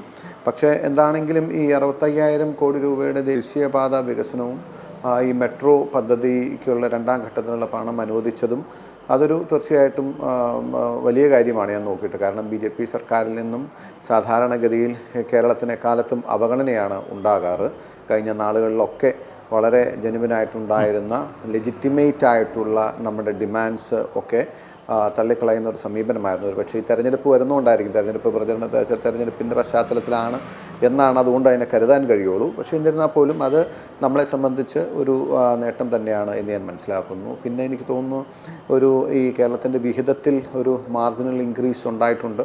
2,000 കോടി രൂപയുടെ ആട്ടെ ഒരു അധിക നികുതി വരുമാനം സെൻട്രൽ പൂളിൽ നിന്നും ലഭിക്കുന്നുണ്ടെന്ന് തോന്നുന്നു. ഇതിനപ്പുറത്തേക്ക് വലുതായിട്ട് എനിക്ക് തോന്നുന്നു എത്രയോ കാലമായി നമ്മൾ ആവശ്യപ്പെടുന്ന ഇപ്പോൾ എയിംസിൻ്റെ പദവി അടക്കമുള്ള കാര്യങ്ങൾ, പിന്നെ ഈ IIT പോലുള്ള സ്വാഭാവികമായിട്ടും എനിക്ക് തോന്നുന്നു വിദ്യാഭ്യാസ മേഖലയിനേക്കാൾ ഉപരി ആരോഗ്യ മേഖലയിൽ കേരളത്തിന് തീർച്ചയായിട്ടും കേരളം രാജ്യത്ത് മുമ്പിൽ നിന്ന് നയിക്കുന്ന ഒരു സംസ്ഥാനം എന്ന നിലയിൽ തീർച്ചയായിട്ടും അങ്ങനെ ഒരു പരിഗണന ആവാമായിരുന്നു. പക്ഷെ അങ്ങനെയുള്ള നിരവധിയായ കേരളത്തിൻ്റെ ലെജിറ്റിമേറ്റായിട്ട് ഡിമാൻഡ്സ്, പിന്നെ എനിക്ക് തോന്നുന്നു ധനകാര്യമന്ത്രി ഒരുപക്ഷെ ഈ കടമെടുപ്പിനുള്ള കുറച്ചുകൂടി റിലാക്സേഷൻ പ്രതീക്ഷിച്ചിട്ടുണ്ടാകണം. കാരണം സംസ്ഥാനങ്ങൾക്ക് കടമെടുക്കാൻ ഉള്ള കുറച്ചുകൂടി ഒരു നോംസ് റിലാക്സ് ചെയ്യുക അല്ലെങ്കിൽ അതിനുള്ള കുറച്ചുകൂടി ഒരു ഗ്യാപ്പ് കിട്ടും എന്ന് പൊതുവെ പ്രതീക്ഷിക്കുന്നു. കാരണം ഈ കോവിഡിൻ്റെയും പാൻഡമിക്കിൻ്റെയും ഒക്കെ പശ്ചാത്തലത്തിൽ സർക്കാരുകൾ കുറച്ചുകൂടി ഗവൺമെൻറ് ഇൻ്റർവെൻഷൻ വേണ്ട സമയത്ത് പണം കണ്ടെത്താനുള്ള അവസരം നൽകും എന്ന് പ്രതീക്ഷിച്ചിരുന്നു. അതുണ്ടായിട്ടില്ല എന്നാണ് ഞാൻ മനസ്സിലാക്കുന്നത്. അപ്പോൾ അങ്ങനെ നോക്കുമ്പോൾ കേരളത്തെ സംബന്ധിച്ച് ഈ പറഞ്ഞ കാര്യങ്ങൾ ഒഴിച്ചു നിർത്തിയാൽ കാര്യമായ ഒരു നേട്ടം ഉണ്ടാക്കാൻ കഴിഞ്ഞില്ല എന്ന് തന്നെ നമുക്ക് വിലയിരുത്തേണ്ടി. ശരി, ഞാൻ ഈ നമ്മുടെ ഈ ചോദ്യവുമായി ബന്ധപ്പെട്ടത് ഇവിടെ ക്ലോസ് ചെയ്യുന്നതിന് മുമ്പ് പാലക്കാട് അടക്കമുള്ള ചില വിഷയങ്ങൾ ഉന്നയിച്ചുകൊണ്ട് ശ്രീ എം.പി. രാജേഷിന് അതിൽ മറുപടി ഉണ്ടെങ്കിൽ അതിലേക്ക്, അവിടെ തന്നെയും ശ്രീ മാത്യു കുഴൽനാടൻ അദ്ദേഹം അത്ര സൂക്ഷ്മമായി കേരളത്തെക്കുറിച്ച് പരിശോധിച്ചിട്ടില്ല എന്ന് പറഞ്ഞുകൊണ്ട് തന്നെ കിട്ടിയ ഭാഗം വളരെ മേന്മയാണ്, മെച്ചമാണ് എന്ന് പറഞ്ഞത് എം.പി. രാജേഷ് എങ്ങനെയാണ് കേട്ടത്, അല്ലെങ്കിൽ എങ്ങനെയാണ് അതിനെ വിലയിരുത്തുന്നത് എന്നറിയാൻ എനിക്കൊരാഗ്രഹമുണ്ട്. ഇനി പൊതു ബജറ്റിൻ്റെ വിഷയത്തിലേക്ക് വന്നാൽ എം.പി. രാജേഷ്, ഇന്നത്തെ ഒരു പത്രത്തിൻ്റെ തലക്കെട്ട് വളരെ ഗൗരവമായി ബജറ്റിനെ പരിശോധിക്കാൻ ഇട നൽകുന്നതാണ്. ഞാൻ മറ്റു വിശദാംശങ്ങളിലേക്കൊന്നും പോകുന്നില്ല. ഒറ്റ വാക്ക്, ലാടവൈദ്യം എന്നായിരുന്നു ആ പത്രത്തിൻ്റെ തലക്കെട്ട്. എം.പി. രാജേഷിലേക്ക്. ഞാൻ അതിനു മുമ്പ് പ്രധാനം പൊതുവിൽ ബജറ്റിനെ വിലയിരുത്തുക എന്നുള്ളത് തന്നെയാണ്. പക്ഷേ കേരളത്തെക്കുറിച്ചുള്ള ചർച്ച നമ്മൾ ഉപസംഹരിക്കുന്നതിന് മുമ്പ് മാത്യു പറഞ്ഞത്, അദ്ദേഹം തന്നെ പറഞ്ഞു കേരള സ്പെസിഫിക് ആയിട്ട് ബജറ്റിനെ വിലയിരുത്താൻ വേണ്ടത്ര കഴിഞ്ഞിട്ടില്ല എന്ന് അദ്ദേഹം ഇവിടെ തുറന്നു പറഞ്ഞു. ഒരുപക്ഷെ ആ പരിമിതി കൊണ്ടായിരിക്കാം ഈ 65,000 കോടി അദ്ദേഹം ഈ ടെലിവിഷൻ വാർത്ത മാത്രം ആയിരിക്കും അദ്ദേഹം ശ്രദ്ധിച്ചിട്ടുണ്ടാവുക. 65,000 കോടി ഒരു വലിയ നേട്ടമാണ് എന്ന് അദ്ദേഹത്തിന് തോന്നിയത്. അല്ലാതെ ഞാനതിൽ വേറെ ഒരു നിലയിൽ അതിനെ കാണുന്നില്ല. മാത്യു നമുക്കെല്ലാവർക്കും അറിയാം, മുംബൈ കന്യാകുമാരി ഹൈവേക്കാണ് ഈ പൈസ കൊടുത്തിട്ടുള്ളത്. അപ്പോൾ മുംബൈ കന്യാകുമാരി ഹൈവേക്ക് അനുവദിക്കുന്ന പൈസ ഓരോ സംസ്ഥാനത്തിൻ്റെയും വിഹിതം എടുത്ത് അത് മാത്രം പറയുക. എന്തുകൊണ്ട് കേരളത്തിൽ അനുവദിച്ച് മാത്രം പറഞ്ഞത് കേരളത്തിൽ തിരഞ്ഞെടുപ്പ് നടക്കുന്നു എന്നുള്ളതാണ്. അപ്പോൾ അതിൽ വലിയ കഥയില്ല എന്ന് പറഞ്ഞത് പുതിയ ഒരു പ്രശ്നമല്ല. ഞങ്ങളിതുവരെ ചർച്ച ചെയ്ത കാര്യം കേരളത്തെ സംബന്ധിച്ച് ഏറ്റവും സുപ്രധാനമായിട്ടുള്ള കാര്യങ്ങളിൽ ബജറ്റ് മൗനം പാലിച്ചു എന്നതാണ്. ഇത് കേരളത്തിൽ മാത്രം പൈസ തരാതിരുന്നാൽ ഹൈവേ പൂർത്തിയാവില്ലല്ലോ. ഹൈവേ പൂർത്തിയാവണമെങ്കിൽ കേരളത്തിനും കൂടി പൈസ അനുവദിക്കണം. പക്ഷെ അതേസമയം അതിവേഗ റെയിൽവേ പാത, ശബരിപാത തുടങ്ങി റബ്ബറിൻ്റെ താങ്ങുവില ഉയർത്താനുള്ള സഹായം, ഇത്തരം കാര്യങ്ങളിലൊന്നും കേന്ദ്ര ബജറ്റ് ഒന്നും ചെയ്തില്ല എന്നതാണ് നമ്മളിവിടെ ചർച്ച ചെയ്തത്. ഞാൻ ആവർത്തിക്കുന്നില്ല, നേരത്തെ പറഞ്ഞ കാര്യങ്ങളാണ്. ഇനി IIT കാര്യം പറഞ്ഞല്ലോ, പാലക്കാടിന് IIT തന്നില്ലേ, എന്തൊരു സൗജന്യം തരുന്നത് പോലെയാണ്. യഥാർത്ഥത്തിൽ എത്രയോ മുമ്പ് തരേണ്ടിയിരുന്നത് വൈകിച്ചു. കാരണം കേരളം വിദ്യാഭ്യാസ രംഗത്ത് ഒന്നാമതാണ് ഇന്ത്യയിൽ. വിദ്യാഭ്യാസ രംഗത്ത് ഉന്നത വിദ്യാഭ്യാസത്തിൻ്റെ എൻറോൾമെൻറ്റിൻ്റെ കാര്യത്തിൽ ഒക്കെ ഒന്നാമതാണ്. കേരളത്തിനായിരുന്നു നേരത്തെ IIT കിട്ടേണ്ടിയിരുന്നത്. വളരെ വൈകിപ്പോയി ഒന്ന്.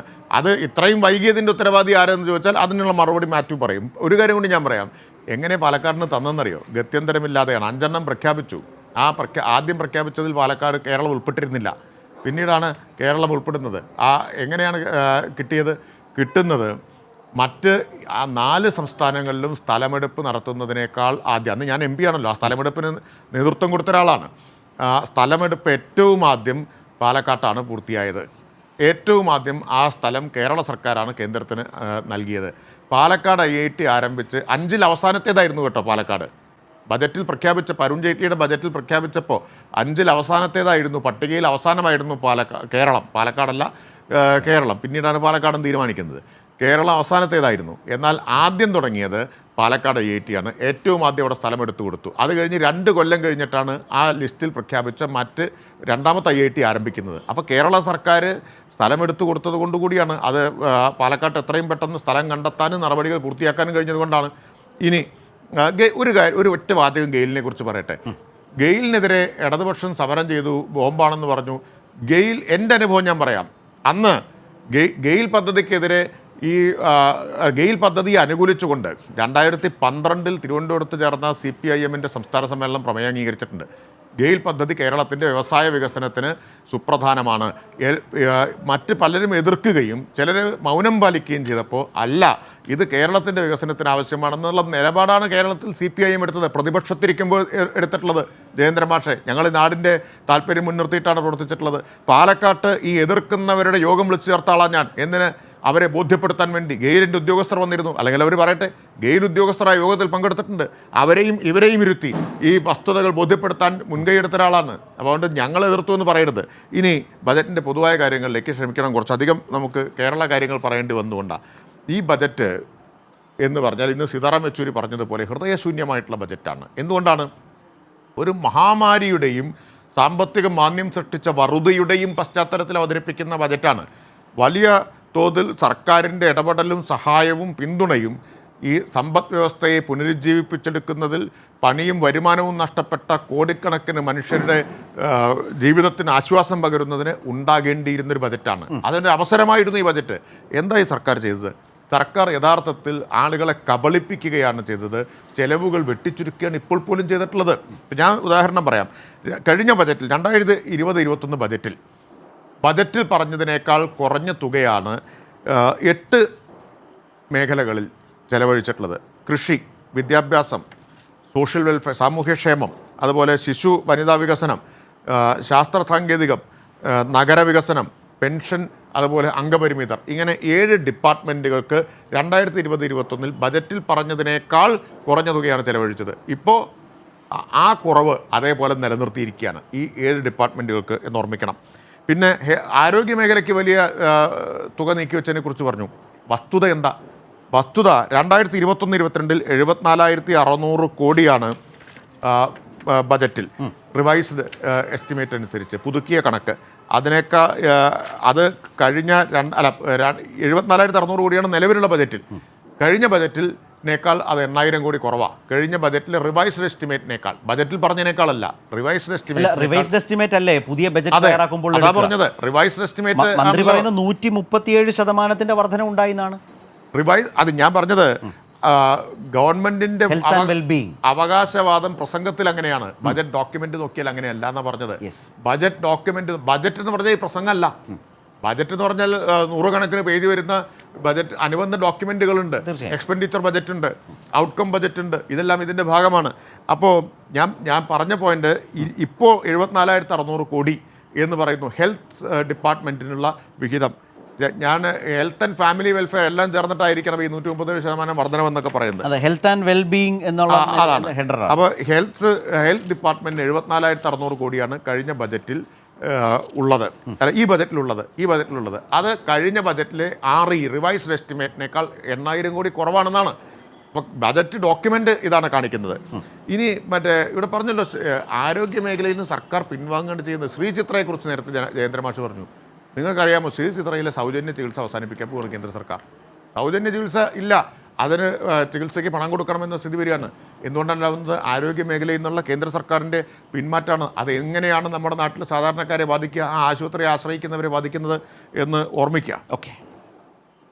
ഞാൻ ഏതായാലും അതിൻ്റെ പല ഭാഗങ്ങളിലേക്ക് കൂടി നമ്മുടെ സമയത്തിനകത്ത് നിന്ന് പോകേണ്ടതുണ്ട്. അതിന് തുടക്കം കുറിച്ചുകൊണ്ട് എം പി രാജേഷ് ആരോഗ്യമേഖലയുമായി ബന്ധപ്പെട്ട വിമർശനമാണ് മുന്നോട്ട് വെച്ചത്. ഞാൻ ജയചന്ദ്രൻ മാസ്റ്ററിലേക്ക് വരുന്നതിന് മുമ്പ് ശ്രീ ജോർജ് ജോസഫിൻ്റെ കൂടി ഒരു അഭിപ്രായം ഇക്കാര്യത്തിൽ ഒന്ന് കേട്ടുകൊണ്ട് ഞാൻ താങ്കളിലേക്ക് വരാം. ശ്രീ ജോർജ് ജോസഫ്, ഞാനൊരു തലക്കെട്ട് ഇന്ന് പത്രത്തിലൊരു തലക്കെട്ട് സൂചിപ്പിച്ചു, ലാടവൈദ്യം ആണ് ഈ ബജറ്റ് എന്ന് പറഞ്ഞ ഒരു തലക്കെട്ടാണ്. ഞാനത് വീണ്ടും ആവർത്തിക്കുന്നത്, ആ നിലയ്ക്കുള്ള ഒരു സമീപനമോ കാഴ്ചപ്പാടോ ജനങ്ങൾക്കിടയിൽ ഒരു ഭാഗത്ത് നിൽക്കുന്നു. അതേസമയം ഇത് മഹത്തരമാണ് എന്ന നിലയിൽ പറയുന്ന മാധ്യമ റിപ്പോർട്ടുകളും ഇന്നലെ മുതൽ നമ്മുടെ മുമ്പിലുണ്ട്. ഈ നിലയിലുള്ള പലതരം പെർസെപ്ഷൻസ് നിൽക്കുകയാണല്ലോ. അതിൽ ഒരെണ്ണം നേരത്തെ താങ്കൾ പറഞ്ഞപ്പോൾ ഞാനൊന്ന് ഇടപെട്ടതാണ്. കാർഷിക സെസ് അത് യഥാർത്ഥത്തിൽ കേൾക്കുമ്പോൾ അത് വളരെ ആവേശകരമായി തോന്നാം ഈ കാലത്ത്, പക്ഷേ അതിൻ്റെ ഭാവി അപകടകരമായ ഒന്നാണോ എന്നുള്ളതാണ് അതിൽ ഉയരുന്ന ഒരു ചോദ്യം.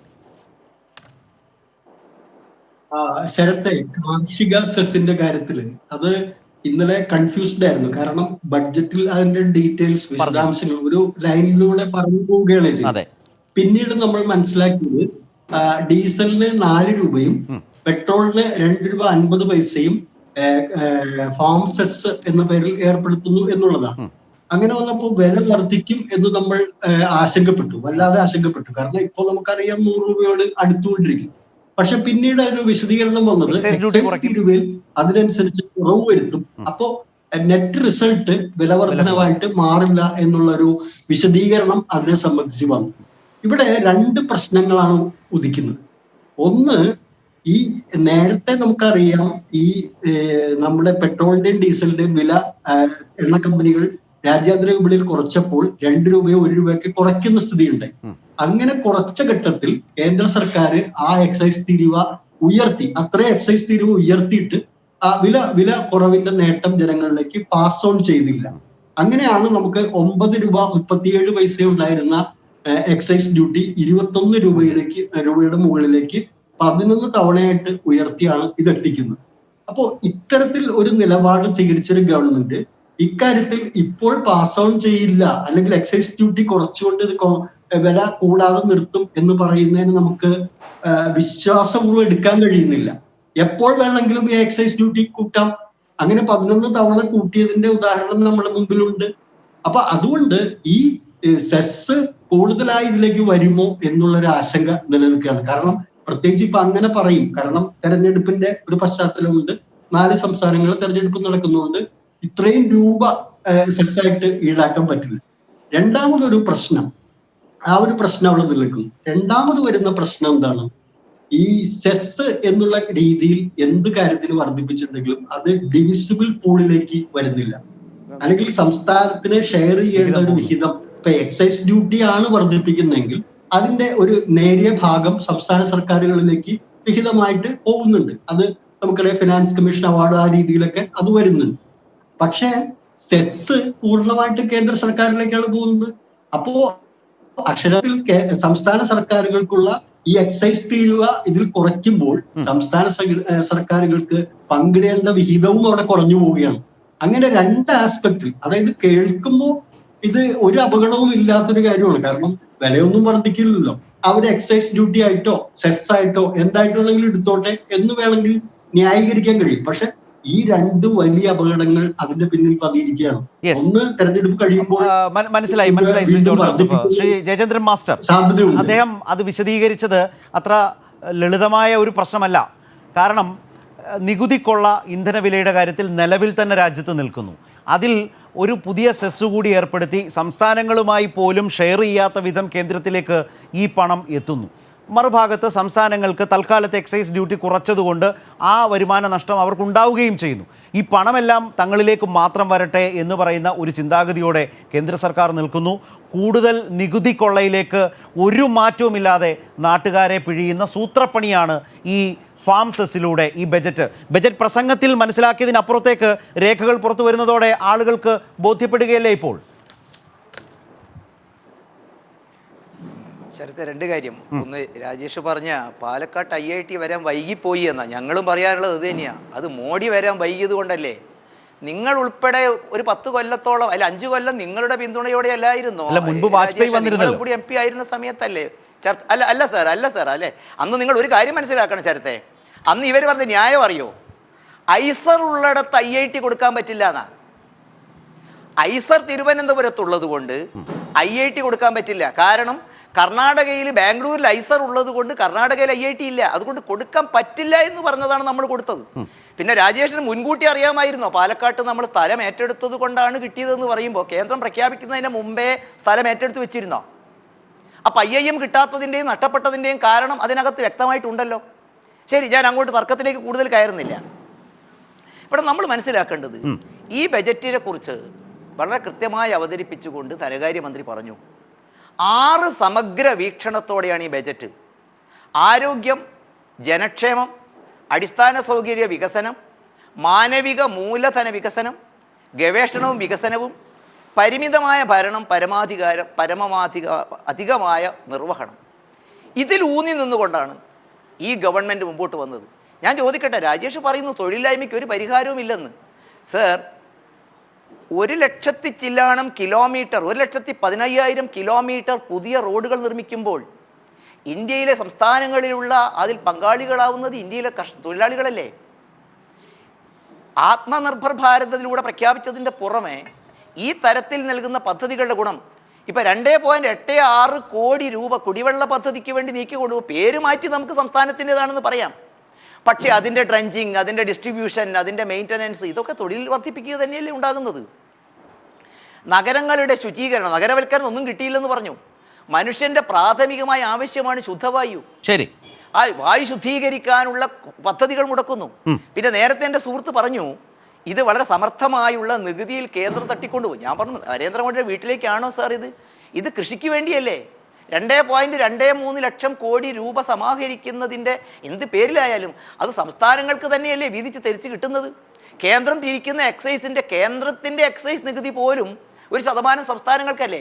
ഒരു ഭാഗത്ത് നികുതി കൂട്ടുന്നു എന്ന് കരയുന്നവർ അതിൽ കുറയ്ക്കാൻ കിട്ടാതെ തയ്യാറാവുകയും അതിൻ്റെ വിഹിതം വാങ്ങി വെക്കുകയും ചെയ്യുകയും, ഇപ്പോൾ അതൊന്നും സാധാരണ അദ്ദേഹം പറഞ്ഞു തെറ്റിദ്ധരിച്ചു പോയത് ശരത്തെ നിങ്ങൾ പറഞ്ഞതല്ല, അദ്ദേഹം വിചാരിച്ചത് നിലവിലുള്ളതിനേക്കാൾ കൂടുതൽ സെസ് പുലർത്തി 4 രൂപ കൂടുമെന്നായിരുന്നു. അത് ക്ലാരിഫൈ ചെയ്തപ്പോഴാണ് അദ്ദേഹം മനസ്സിലായത് അതങ്ങനെയല്ല. ഇറക്കുമതി സെസ് കുറച്ച്, അല്ലെങ്കിൽ ഇറക്കുമതി സെസ് ഇങ്ങോട്ട് മാറ്റുകയാണ്.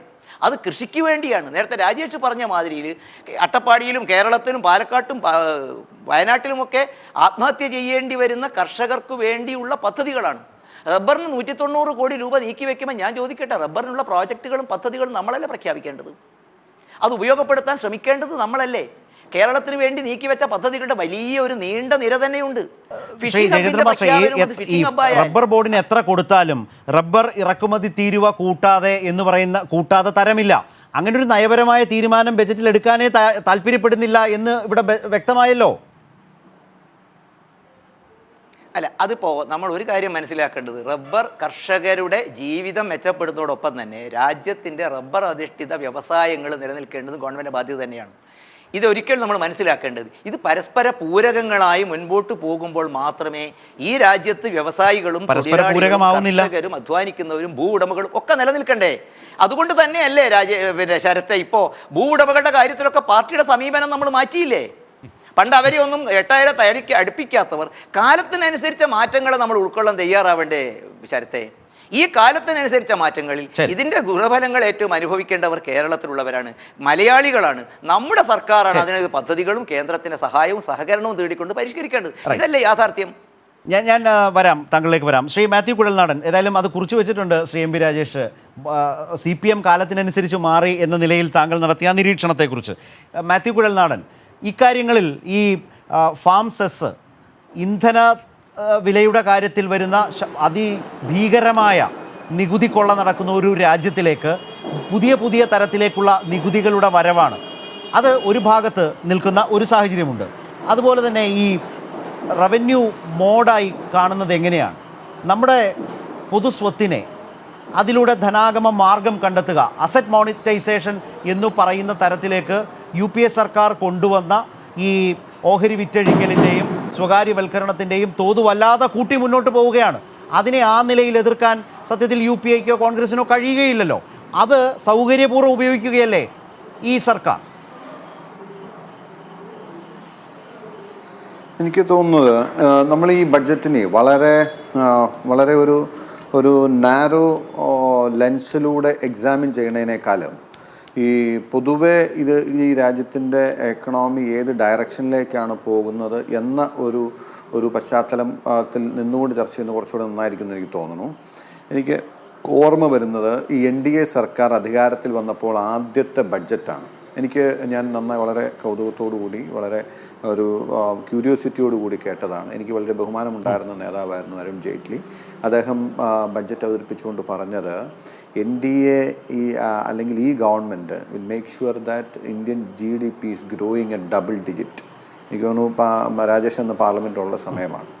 ഡബിൾ ഡിജിറ്റ് ഗ്രോത്ത് ഈ രാജ്യത്തിന് ഉണ്ടാക്കി കൊടുക്കുക എന്നാണ് ഞങ്ങളുടെ ലക്ഷ്യം. അത് ഞങ്ങൾ വലിയൊരു ആരവത്തോടു കൂടിയാണത് BJP ബെഞ്ച്, ട്രഷറി ബെഞ്ചുകൾ അതിനെ വരവേറ്റത്. അന്നത്തെ ഒരു ബസ്സായിരുന്നു double digit growth for India. എന്തൊക്കെ കോലാഹലങ്ങളാണ് ഉണ്ടായത്.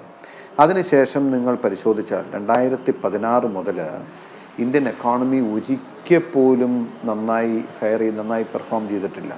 It was gradual decline. ഓരോ ഘട്ടമായിട്ട് ഡിക്ലൈൻ വന്ന് ഈ ഗവൺമെൻറ് എടുത്ത ഒരു മേജർ എക്കണോമിക് സ്റ്റെപ്സ് എന്ന് പറയുന്ന അല്ലെങ്കിൽ പോളിസി സ്റ്റെപ്സ് എന്ന് പറയുന്ന 3 മേജർ സ്റ്റെപ്സും ഭയങ്കരമായി പാളി. ഡിമോണിറ്റൈസേഷൻ പ്രഖ്യാപിച്ചു എന്നറിഞ്ഞ് ഇതിനെക്കുറിച്ചുള്ള ഫസ്റ്റ് റെസ്പോൺസിന് വേണ്ടി ഞാൻ വ്യക്തിപരമായിട്ട് മനസ്സിലാക്കില്ല. രാഹുൽ ഗാന്ധി മൻമോഹൻ സിംഗിനെ വിളിച്ച് ഇത് പറയുമ്പോൾ ഓവർ ഫോണാണ് അവർ സംസാരിച്ചത്. ഈ കാര്യം പറഞ്ഞപ്പോൾ അതർ സൈഡിൽ നിന്ന് കുറച്ച് സെക്കൻഡ്സേക്ക് സൈലൻസ് ആയിരുന്നു. അപ്പോൾ രാഹുൽ ഗാന്ധി മൻമോഹൻ സിംഗ് കേൾക്കുന്നില്ലെന്ന് ഓർത്ത് റിപ്പീറ്റ് ചെയ്തപ്പോൾ ഹി വാസ് സോ ഡിസപ്പോയിൻറ്റഡ്. ഒറ്റ റെസ്പോൺസാണ്, this will ruin the economy.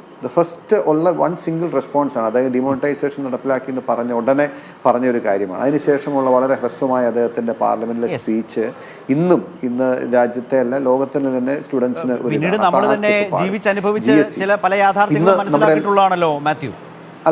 അതെ ഞാൻ പറയട്ടെ GST വേണ്ടത്ര പ്രിപ്പറേഷൻ ഇല്ലാതെ GST നടപ്പിലാക്കി നമ്മുടെ നടുവൊടിച്ചു.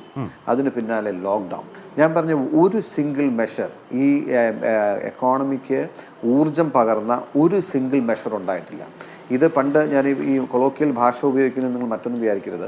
മോങ്ങാനിരുന്ന പട്ടിയുടെ തലയിൽ തേങ്ങ വീണു എന്ന് പറഞ്ഞ മാതിരിയാണ് യഥാർത്ഥത്തിൽ നമ്മുടെ രാജ്യത്ത് കോവിഡ് വന്നത്, അല്ലെങ്കിൽ കോവിഡിൻ്റെ ദുരന്തം കടന്നു വന്നത്. കാരണം കോവിഡ് വരുന്നതിന് മുമ്പേ Indian economy was in recession in the sense, ഞാൻ വെറുതെ ഒരു രാഷ്ട്രീയപരമായ വിമർശന ഭാഷ പറയുന്നതല്ല. ഇതിൻ്റെ എക്കണോമിക്സിലെ ഡെഫിനിഷൻസ് കംപ്ലൈ ചെയ്തുകൊണ്ട് 2 പാദത്തിലേറെ നെഗറ്റീവ് ഗ്രോത്തിലേക്ക് സ്ലിപ്പ് ഡൗൺ ചെയ്ത് എക്കണോമി കൈവിട്ടു പോകുന്ന സമയത്താണ് കോവിഡിൻ്റെ പാൻഡമിക് വന്നതും അതിന് മുമ്പേ ഉണ്ടായിരുന്ന പ്രശ്നങ്ങൾ. യഥാർത്ഥത്തിൽ അതിനുശേഷം നമ്മൾ നോക്കിയാൽ അറിയാം, കഴിഞ്ഞ ഒരുപാട് കാലങ്ങൾക്ക് ശേഷം നമ്മുടെ സാലറി ക്ലാസ് എന്ന് പറയുന്നതിൻ്റെ ഇത് ഭയങ്കരമായിട്ട് ഷ്രിങ്ക് ചെയ്തു. നിങ്ങളത് ശ്രദ്ധിച്ചിട്ടുണ്ടോ എന്ന് എനിക്കറിയില്ല. ഇപ്പോൾ എനിക്ക് തോന്നുന്നു ഒരു 15 വർഷങ്ങൾക്ക് ശേഷമാണ് 20 ആളുകളുടെ വരുമാനത്തിൽ ശമ്പളം വാങ്ങുന്നവരുടെ എണ്ണം 20% താഴേക്ക് വന്നത്. 20% താഴേക്ക് വരിക എന്ന് വെച്ചാൽ ആളുകൾ ആ സാഹചര്യങ്ങൾ ശരിയാണ്. ആ സാഹചര്യങ്ങളെ അതിജീവിക്കാൻ അതിനെ അഡ്രസ് ചെയ്യാൻ പറ്റും. ഞാൻ പറഞ്ഞു, അപ്പൊ അതിനെ അഡ്രസ് ചെയ്യാൻ പറ്റുന്ന എന്ത് ബഡ്ജറ്റിലുണ്ട് എന്നതിനാണ് ഉത്തരം വേണ്ടത്. ഈ GDP ഗ്രോത്തിന്റെ എഞ്ചിൻ 3 സിലിണ്ടറാണ് യഥാർത്ഥത്തിൽ GDP ഗ്രോത്തിന് സാധ്യമാക്കുന്നത്. ഒന്ന് കൺസംഷൻ, മറ്റൊന്ന് ഇൻവെസ്റ്റ്മെന്റ്, മറ്റൊന്ന് എക്സ്പോർട്സ്. ഇത് കൺസംഷൻ കൂട്ടാൻ പാകത്തിനുള്ള ഒരു മേജർ മെഷേഴ്സും ഈ ബഡ്ജറ്റിലില്ല. കാരണം താഴെത്തട്ടിലേക്ക് പൈസ എത്തിക്കുന്നത് വെറുതെ കടമെടുക്കാൻ ജനങ്ങളോട് പറഞ്ഞാൽ എവിടെ പോയി കടമെടുക്കാൻ, ആര് കൊടുക്കാൻ, ബാങ്കുകൾ ഇത്ര സ്ട്രെസ് ചെയ്ത് നിൽക്കുന്നു, നടക്കത്തില്ല. നമ്പർ 1. Number 2, investments. കഴിഞ്ഞ മിനി ബഡ്ജറ്റ്, ഞാൻ ഒരു കാര്യം ഒന്ന് ഊന്നി പറയാൻ ആഗ്രഹിക്കുകയാണ്. കഴിഞ്ഞ മിനി ബഡ്ജറ്റ് എന്ന് പറഞ്ഞ് പ്രഖ്യാപിച്ചതിൽ ഈ രാജ്യത്ത് കോർപ്പറേറ്റുകൾ പണം മുടക്കാൻ വേണ്ടിയാണെന്ന് പറഞ്ഞ് അവർക്ക് 15% കോർപ്പറേറ്റ് ടാക്സ് റിഡക്ഷൻ കൊടുത്തിരുന്നു. അന്ന് അവർ ആർഗ്യൂ ചെയ്തതെന്ന് വെച്ചാൽ കോർപ്പറേറ്റുകളുടെ കൈ പണം വരുമ്പോൾ അവർ ഇൻവെസ്റ്റ് ചെയ്യുമ്പോൾ ഇവിടെ പണം ഉണ്ടാവും, ആളുകൾക്ക് ഓപ്പർച്യൂണിറ്റി കിട്ടും, ജോലി കിട്ടുമെന്നാണ്. ഈ കോർപ്പറേറ്റിൻ്റെ ലാഭം, ഈ ഏതാനും സെലക്റ്റഡ് ആയിട്ടുള്ള കോർപ്പറേഷൻ ലാഭം ഭയങ്കരമായി കൂടി എന്നതല്ലാതെ ഇൻവെസ്റ്റ്മെൻറ്റ്സ് ഹസ് ഗോൺ ഡൗൺ. 20 വർഷത്തെ ഏറ്റവും കുറഞ്ഞ ഇൻവെസ്റ്റ്മെൻറ്റ് GDPയുടെ 24%ലേക്ക് കൂപ്പുകുത്തി. UPA ഭരിച്ചിരുന്ന സമയത്ത് 36% ഇൻവെസ്റ്റ്മെന്റ് റേറ്റ് എന്ന് പറഞ്ഞു. അപ്പോൾ അത് എക്സ്പോർട്സിനെ കുറിച്ച് പറയേണ്ടതില്ല. ബംഗ്ലാദേശ് പോലും 8.1% എക്സ്പോർട്സിൽ ഗ്രോത്ത് ഉണ്ടായപ്പോൾ ഇന്ത്യ 1% താഴെ, സ്റ്റാഗ്നേറ്റിംഗ് സിൻസ് ലാസ്റ്റ് മെനി ഇയേഴ്സ്. അപ്പം ഞാൻ പറയുന്നത് ഓവറോൾ എക്കോണമിയുടെ ഒരു ഡയറക്ഷൻ എങ്ങോട്ടാണ്, എത്ര കാലമായി ഇവരിത് കൈകാര്യം ചെയ്യുന്നു, ഈ ഇന്ത്യ രാജ്യത്തിന് വലിയ ഒരു അവസരം ഉണ്ടായിരുന്നു. പിന്നെ ഇപ്പം ഞങ്ങൾ ചോദിച്ച ചോദ്യത്തിലേക്ക് വന്നാൽ ഈ പെട്രോളിയം സെസ്സിനെ സംബന്ധിച്ച് ഞാൻ എപ്പോഴും പറയുന്ന ഒരു ആർഗ്യുമെന്റ്, കാര്യം UPA സർക്കാർ കൂടി കൊണ്ടുവന്നൊരു പോളിസി ആണെങ്കിലും ഈ പ്രൈസ് ഡീറെഗുലേറ്റ് ചെയ്തപ്പോൾ ഇന്ത്യയിലെ ആളുകൾക്ക് ഒരു ലെജിറ്റിമേറ്റ് റൈറ്റ് ഉണ്ടായിരുന്നു, ലീഗൽ റൈറ്റ് എന്നാണ് ഞാനൊരു ലോയർ എന്ന് വിളിക്കാൻ വിശ്വസിക്കുന്നത്. അതൊരു ലീഗൽ റൈറ്റ് ആണ്, പോളിസി ബേസ്ഡ് ലീഗൽ റൈറ്റ് എന്നൊരു കോൺസെപ്റ്റ് ഇതുവരെ ഇന്ത്യയിൽ ആരും ആർഗ്യൂ എസ്റ്റാബ്ലിഷ് ചെയ്യുന്ന US-ലാണെങ്കിൽ ഉണ്ട്. അതായത് ഈ പോളിസി എങ്ങനെയാണ് ജനങ്ങളോട് പറഞ്ഞ പോളിസി, അന്താരാഷ്ട്ര മാർക്കറ്റിൽ വില കുറഞ്ഞാൽ നിങ്ങൾക്ക് വില കുറച്ച് തരും. അതെ ഞാൻ പറഞ്ഞു. അപ്പോൾ അന്താരാഷ്ട്ര മാർക്കറ്റിൽ വില കുറഞ്ഞാൽ കുറഞ്ഞ വിലയ്ക്ക് തരും, കൂടിയാൽ കൂടിയ വിലയ്ക്ക് നിങ്ങൾ നൽകും. ഇതാണ് പോളിസി എന്ന് പറയുന്നത്. പക്ഷേ ഇവിടെ വില കുറഞ്ഞപ്പോഴെല്ലാം എക്സൈസ് ഡ്യൂട്ടി കൂട്ടി ആ പണം സർക്കാർ തട്ടിയെടുത്തു. ഇപ്പോൾ ഈ സെസ്സിൻ്റെ കാര്യം തന്നെ പരിശോധിച്ചാൽ ഇത് ജനങ്ങളിൽ നിന്ന് കൊള്ളയടിച്ചുകൊണ്ടിരുന്നത് പോലെ തന്നെ എനിക്ക് മുന്നേ സംസാരിച്ച ആൾ സൂചിപ്പിച്ചു, ഇത് സംസ്ഥാനങ്ങൾക്ക് കിട്ടാവുന്ന ഒരു നികുതി കൂടി ഈ കേന്ദ്ര സർക്കാർ മാന്തിയെടുത്ത ഒരു കാഴ്ചയാണ് സെസ്സിൽ നമ്മൾ കാണുന്നത്.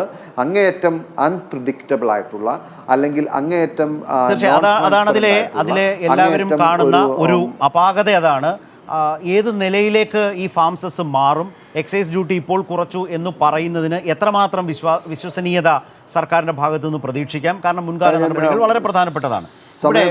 സമയം ഉണ്ടെങ്കിൽ എനിക്ക് രണ്ട് കാര്യം കൂടി. ഷുവർ ഞാൻ വരാം. ശ്രീ MP രാജേഷ്, ഒന്ന്, ഈ ഫാം സെസ്സിലൂടെ ഇന്ധന നികുതി കൊള്ളയിൽ സംഭവിക്കാൻ പോകുന്ന ഒരു പുതിയ ഡയമെൻഷൻ, അത് ഒരു പ്രശ്നം. രണ്ട്, ഈ ക്യാപിറ്റൽ എക്സ്പെൻഡിച്ചറിൽ ഷാർപ്പ് ഇൻക്രീസ് ആണ് സംഭവിച്ചിട്ടുള്ളത്, വളരെ പ്രധാനപ്പെട്ടതാണ് എന്ന നിലയിൽ മന്ത്രി വിശദീകരിക്കുമ്പോഴും ഈ വളരെ കൃത്യമായി അസറ്റ് മോണിറ്റൈസേഷൻ എന്ന് പറയുന്ന നിലയിൽ നമ്മുടെ പൊതുസ്വത്തിനെ ഇപ്പോൾ ദീർഘകാല പാട്ടത്തിലൂടെയും മറ്റും കൈമാറ്റം ചെയ്ത് അതിലൂടെ ധനാഗമ മാർഗമുണ്ടാക്കാം എന്ന് പറയുന്നത് ഈ ബജറ്റിൻ്റെ ഒരു ഫോക്കസ് ആയാൽ അത് അപകടകരമാണോ? അപകടകരമാണ് എങ്കിൽ അതിൻ്റെ തോത് എത്രമാത്രം വലുതാണ്? ഞാൻ ഇത് ശരത്ത് ചോദിച്ച എല്ലാ കാര്യത്തെയും കൂടി ചേർത്തങ്ങ് പറയാം. ഒന്ന്, സർക്കാർ വലിയ തോതിൽ ചെലവ് വർദ്ധിപ്പിച്ചു എന്ന നിർമ്മലാ സീതാരാമൻ്റെ അവകാശവാദം കബളിപ്പിക്കലാണ്. എന്തുകൊണ്ടാണ്? ഇപ്പം നിലവിൽ നടപ്പ് സാമ്പത്തിക വർഷം 34.5 ലക്ഷം കോടി ആയി ചെലവ് ഉയരും എന്നാണ് നിർമ്മലാ സീതാരാമൻ പറയുന്നത്. 8 മാസം പിന്നിടുമ്പോൾ ആകെ ചെലവഴിച്ചിട്ടുള്ളത് 28.8 ലക്ഷം കോടിയാണ്. എന്ന് പറഞ്ഞാൽ 4 മാസം കൊണ്ട് ബാക്കി സംഭവിക്കാൻ പോകുന്നില്ല എന്നർത്ഥം. അപ്പോൾ ഈ അവകാശവാദം ജനങ്ങളെ കബളിപ്പിക്കലാണ്. ഞാൻ നേരത്തെ തന്നെ പറഞ്ഞു, കഴിഞ്ഞ തവണത്തെ ബജറ്റിൽ വകയിരുത്തിയതിനേക്കാൾ കുറവാണ് 7 ഡിപ്പാർട്ട്മെൻറ്റുകളുടെ ചെലവഴിക്കൽ, അല്ലെങ്കിൽ പിന്നീട് അവരുടെ പുതുക്കിയ കണക്ക് വന്നാൽ അത് കുറവാണ്.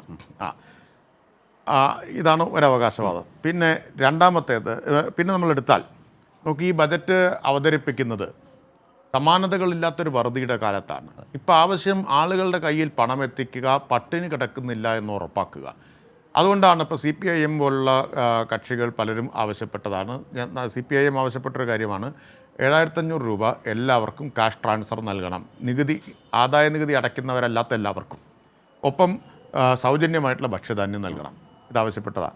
എന്താണ് സ്ഥിതി? കാഷ് ട്രാൻസ്ഫർ ഇല്ല, പോട്ടെ. ഭക്ഷ്യ സബ്സിഡി കഴിഞ്ഞ വർഷത്തേതിനേക്കാൾ 41% വെട്ടിക്കുറച്ചു. ഫുഡ് സബ്സിഡി ഈ ഒരു കാലത്താണെന്ന് ആലോചിച്ചോളണം ഭക്ഷ്യ സബ്സിഡി വെട്ടിക്കുറച്ചിട്ടുള്ളത്. ഈ കോവിഡിനെ ഫൈറ്റ് ചെയ്യേണ്ടത് സംസ്ഥാനങ്ങളാണ്, അതിൻ്റെ മുൻനിരയിൽ സംസ്ഥാന സർക്കാരുകളാണ്.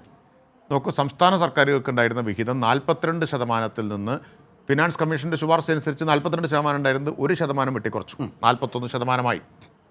ഇനി ഈ അഗ്രികൾച്ചർ സെസ്സിൻ്റെ കാര്യം എടുക്കുക. ആ സെസ് എവിടുന്നാണ് ചുമത്തുന്നത് എന്തിൻ്റെ മുകളിലാണ്? ഇന്ധനത്തിൻ്റെ മുകളിലാണ് സെസ് ചുമത്തുന്നത്. നേരത്തെ ഇവിടെ ശ്രീ ജോർജ് ജോസഫ് ചൂണ്ടിക്കാണിച്ചതുപോലെ എക്സൈസ് ഡ്യൂട്ടി ഒഴിവാക്കി, എന്തോ ഒരു നല്ല കാര്യം ചെയ്ത പോലെയാണ്. എന്നിട്ട് സെസ് ചുമത്തി എന്ന് പറഞ്ഞാൽ എക്സൈസ് ഡ്യൂട്ടിയുടെ വിഹിതം സംസ്ഥാനങ്ങളുമായി പങ്കുവെക്കണം. സെസ്സാവുമ്പോൾ പങ്കുവെക്കേണ്ട കാര്യമില്ല. ഇപ്പോൾ റോഡ് സെസ് സംസ്ഥാനങ്ങളുമായിട്ട് പങ്കുവെക്കേണ്ട. അപ്പോൾ യഥാർത്ഥത്തിൽ ജനങ്ങളുടെ ഭാരം കുറയുന്നില്ല, സംസ്ഥാനങ്ങളിൽ നിന്ന് കൂടുതൽ കവരുകയും ചെയ്യുന്നു. ഇങ്ങനെയാണ്. ഇനി സംസ്ഥാനങ്ങളിൽ നിന്ന് മാത്രമല്ല കവരുന്നത്, ഇപ്പോൾ ഫാം സെസ്സിന് വേണ്ടിയിട്ട് ആരിൽ നിന്നാണ് യഥാർത്ഥത്തിൽ പണം പിഴിയുന്നത്? ഇതേ കൃഷിക്കാരിൽ നിന്ന്. ഇന്ത്യയിൽ 56% ജനങ്ങൾ കാർഷിക വൃത്തിയെ ആശ്രയിച്ച് ജീവിക്കുന്നവരാണ്. അവരാണല്ലോ ഈ എക്സൈസ് ഡ്യൂട്ടി കൊടുക്കുന്നത്, അല്ലെങ്കിൽ സെസ് കൊടുക്കേണ്ടി വരുന്നത്. അവരിൽ നിന്ന് പണം എടുത്തിട്ട് പറയുകയാണ് ഞങ്ങൾ നിങ്ങൾക്ക് തരാൻ വേണ്ടി ഫാം സെസ് ഏർപ്പെടുത്തി. യഥാർത്ഥത്തിൽ ആരിൽ നിന്നാണ് നികുതി പിരിക്കേണ്ടിയിരുന്നത്? ഇന്ത്യയിലെ സമ്പന്നരിൽ നിന്ന്. അദാനിയുടെ ഈ ലോക്ക്ഡൗൺ കാലത്ത് രാജ്യത്തിൻ്റെ സമ്പദ് വ്യവസ്ഥ 24% ഇടിഞ്ഞപ്പോൾ അദാനിയുടെ വരുമാനം വർദ്ധിച്ചത് 63%, ആസ്തി വർദ്ധിച്ചത്, അംബാനിയുടെ വർദ്ധിച്ചത് 71%. ഈ ലോക്ക്ഡൗൺ കാലത്ത് മാത്രം ഇന്ത്യ 85 പുതിയ ബില്യനേഴ്സിനെ കൂട്ടിച്ചേർത്തു. 85 പുതിയ ബില്യനേഴ്സ് ശതകോടീശ്വരന്മാർ ഉയർന്നു വന്നു. അവരുടെ ആ സൂപ്പർ റിച്ച് ആയിട്ടുള്ള ആളുകളുടെ മുകളിൽ ഒരു സെസ് ചുമത്തണം എന്ന ആവശ്യം ഉണ്ടായിരുന്നു. സെസ് ആരുടെ മേലല്ല ചുമത്തിയത്? ജനങ്ങളുടെ മേലാണ്. അവർക്ക് സെസ്സില്ല. അവർ വലിയ തോതിൽ ലാഭം വർദ്ധിപ്പിക്കുമ്പോൾ സെസ്സില്ല, വെൽ ടാക്സ് ഏർപ്പെടുത്തണമെന്ന് നിർദ്ദേശം ഉണ്ടായിരുന്നു. സ്വീകരിച്ചില്ല. ലോകത്തെ പല രാജ്യങ്ങളും വെൽ ടാക്സ് നടപ്പാക്കിയിട്ടുണ്ട്, ഇന്ത്യയിൽ നടപ്പാക്കിയില്ല. ഇനി മാത്രമല്ല എന്ത് ചെയ്തു എന്നറിയാമോ ഇവർ ചെയ്തത്? അതുകൂടി നമ്മൾ മനസ്സിലാക്കണം. ജനം ഇതൊന്നും തിരിച്ചറിയാത്തത് കൊണ്ടാണ്.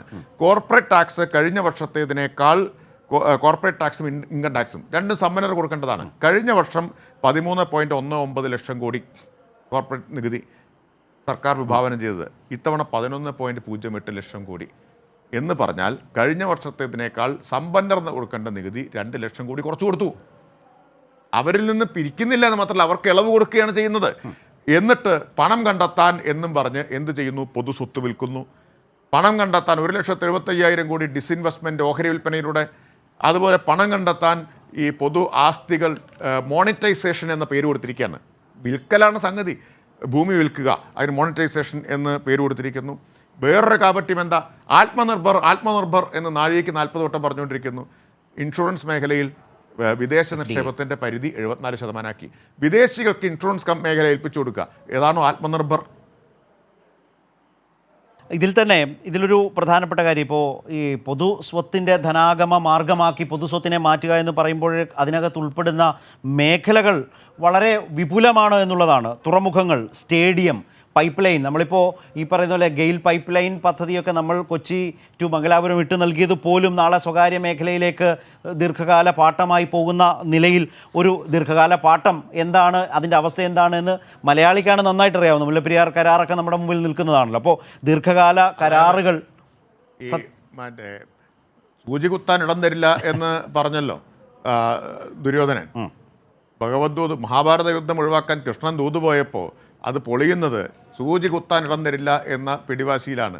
സത്യം പറഞ്ഞാൽ നിർമ്മല സീതാരാമൻ്റെ നിലപാട് സൂചി കുത്താനുള്ള ഇടം ബാക്കി വെച്ചിട്ടില്ല, എല്ലാം വിൽക്കണം. ആ നിലയിൽ വരുന്ന തുറമുഖങ്ങളുണ്ട്, സ്റ്റേഡിയമുണ്ട്, പൈപ്പ് ലൈൻ പദ്ധതികളുണ്ട്, വിമാനത്താവളങ്ങളുണ്ട്, ദേശീയപാതകളുണ്ട്, റെയിൽ പാതകളുണ്ട്. ആ സമസ്ത മേഖലകളിൽ നിന്നും ആ നിലയിലേക്കുള്ള ഒരു മാറ്റത്തെക്കുറിച്ചാണ് സംസാരിക്കുന്നത്.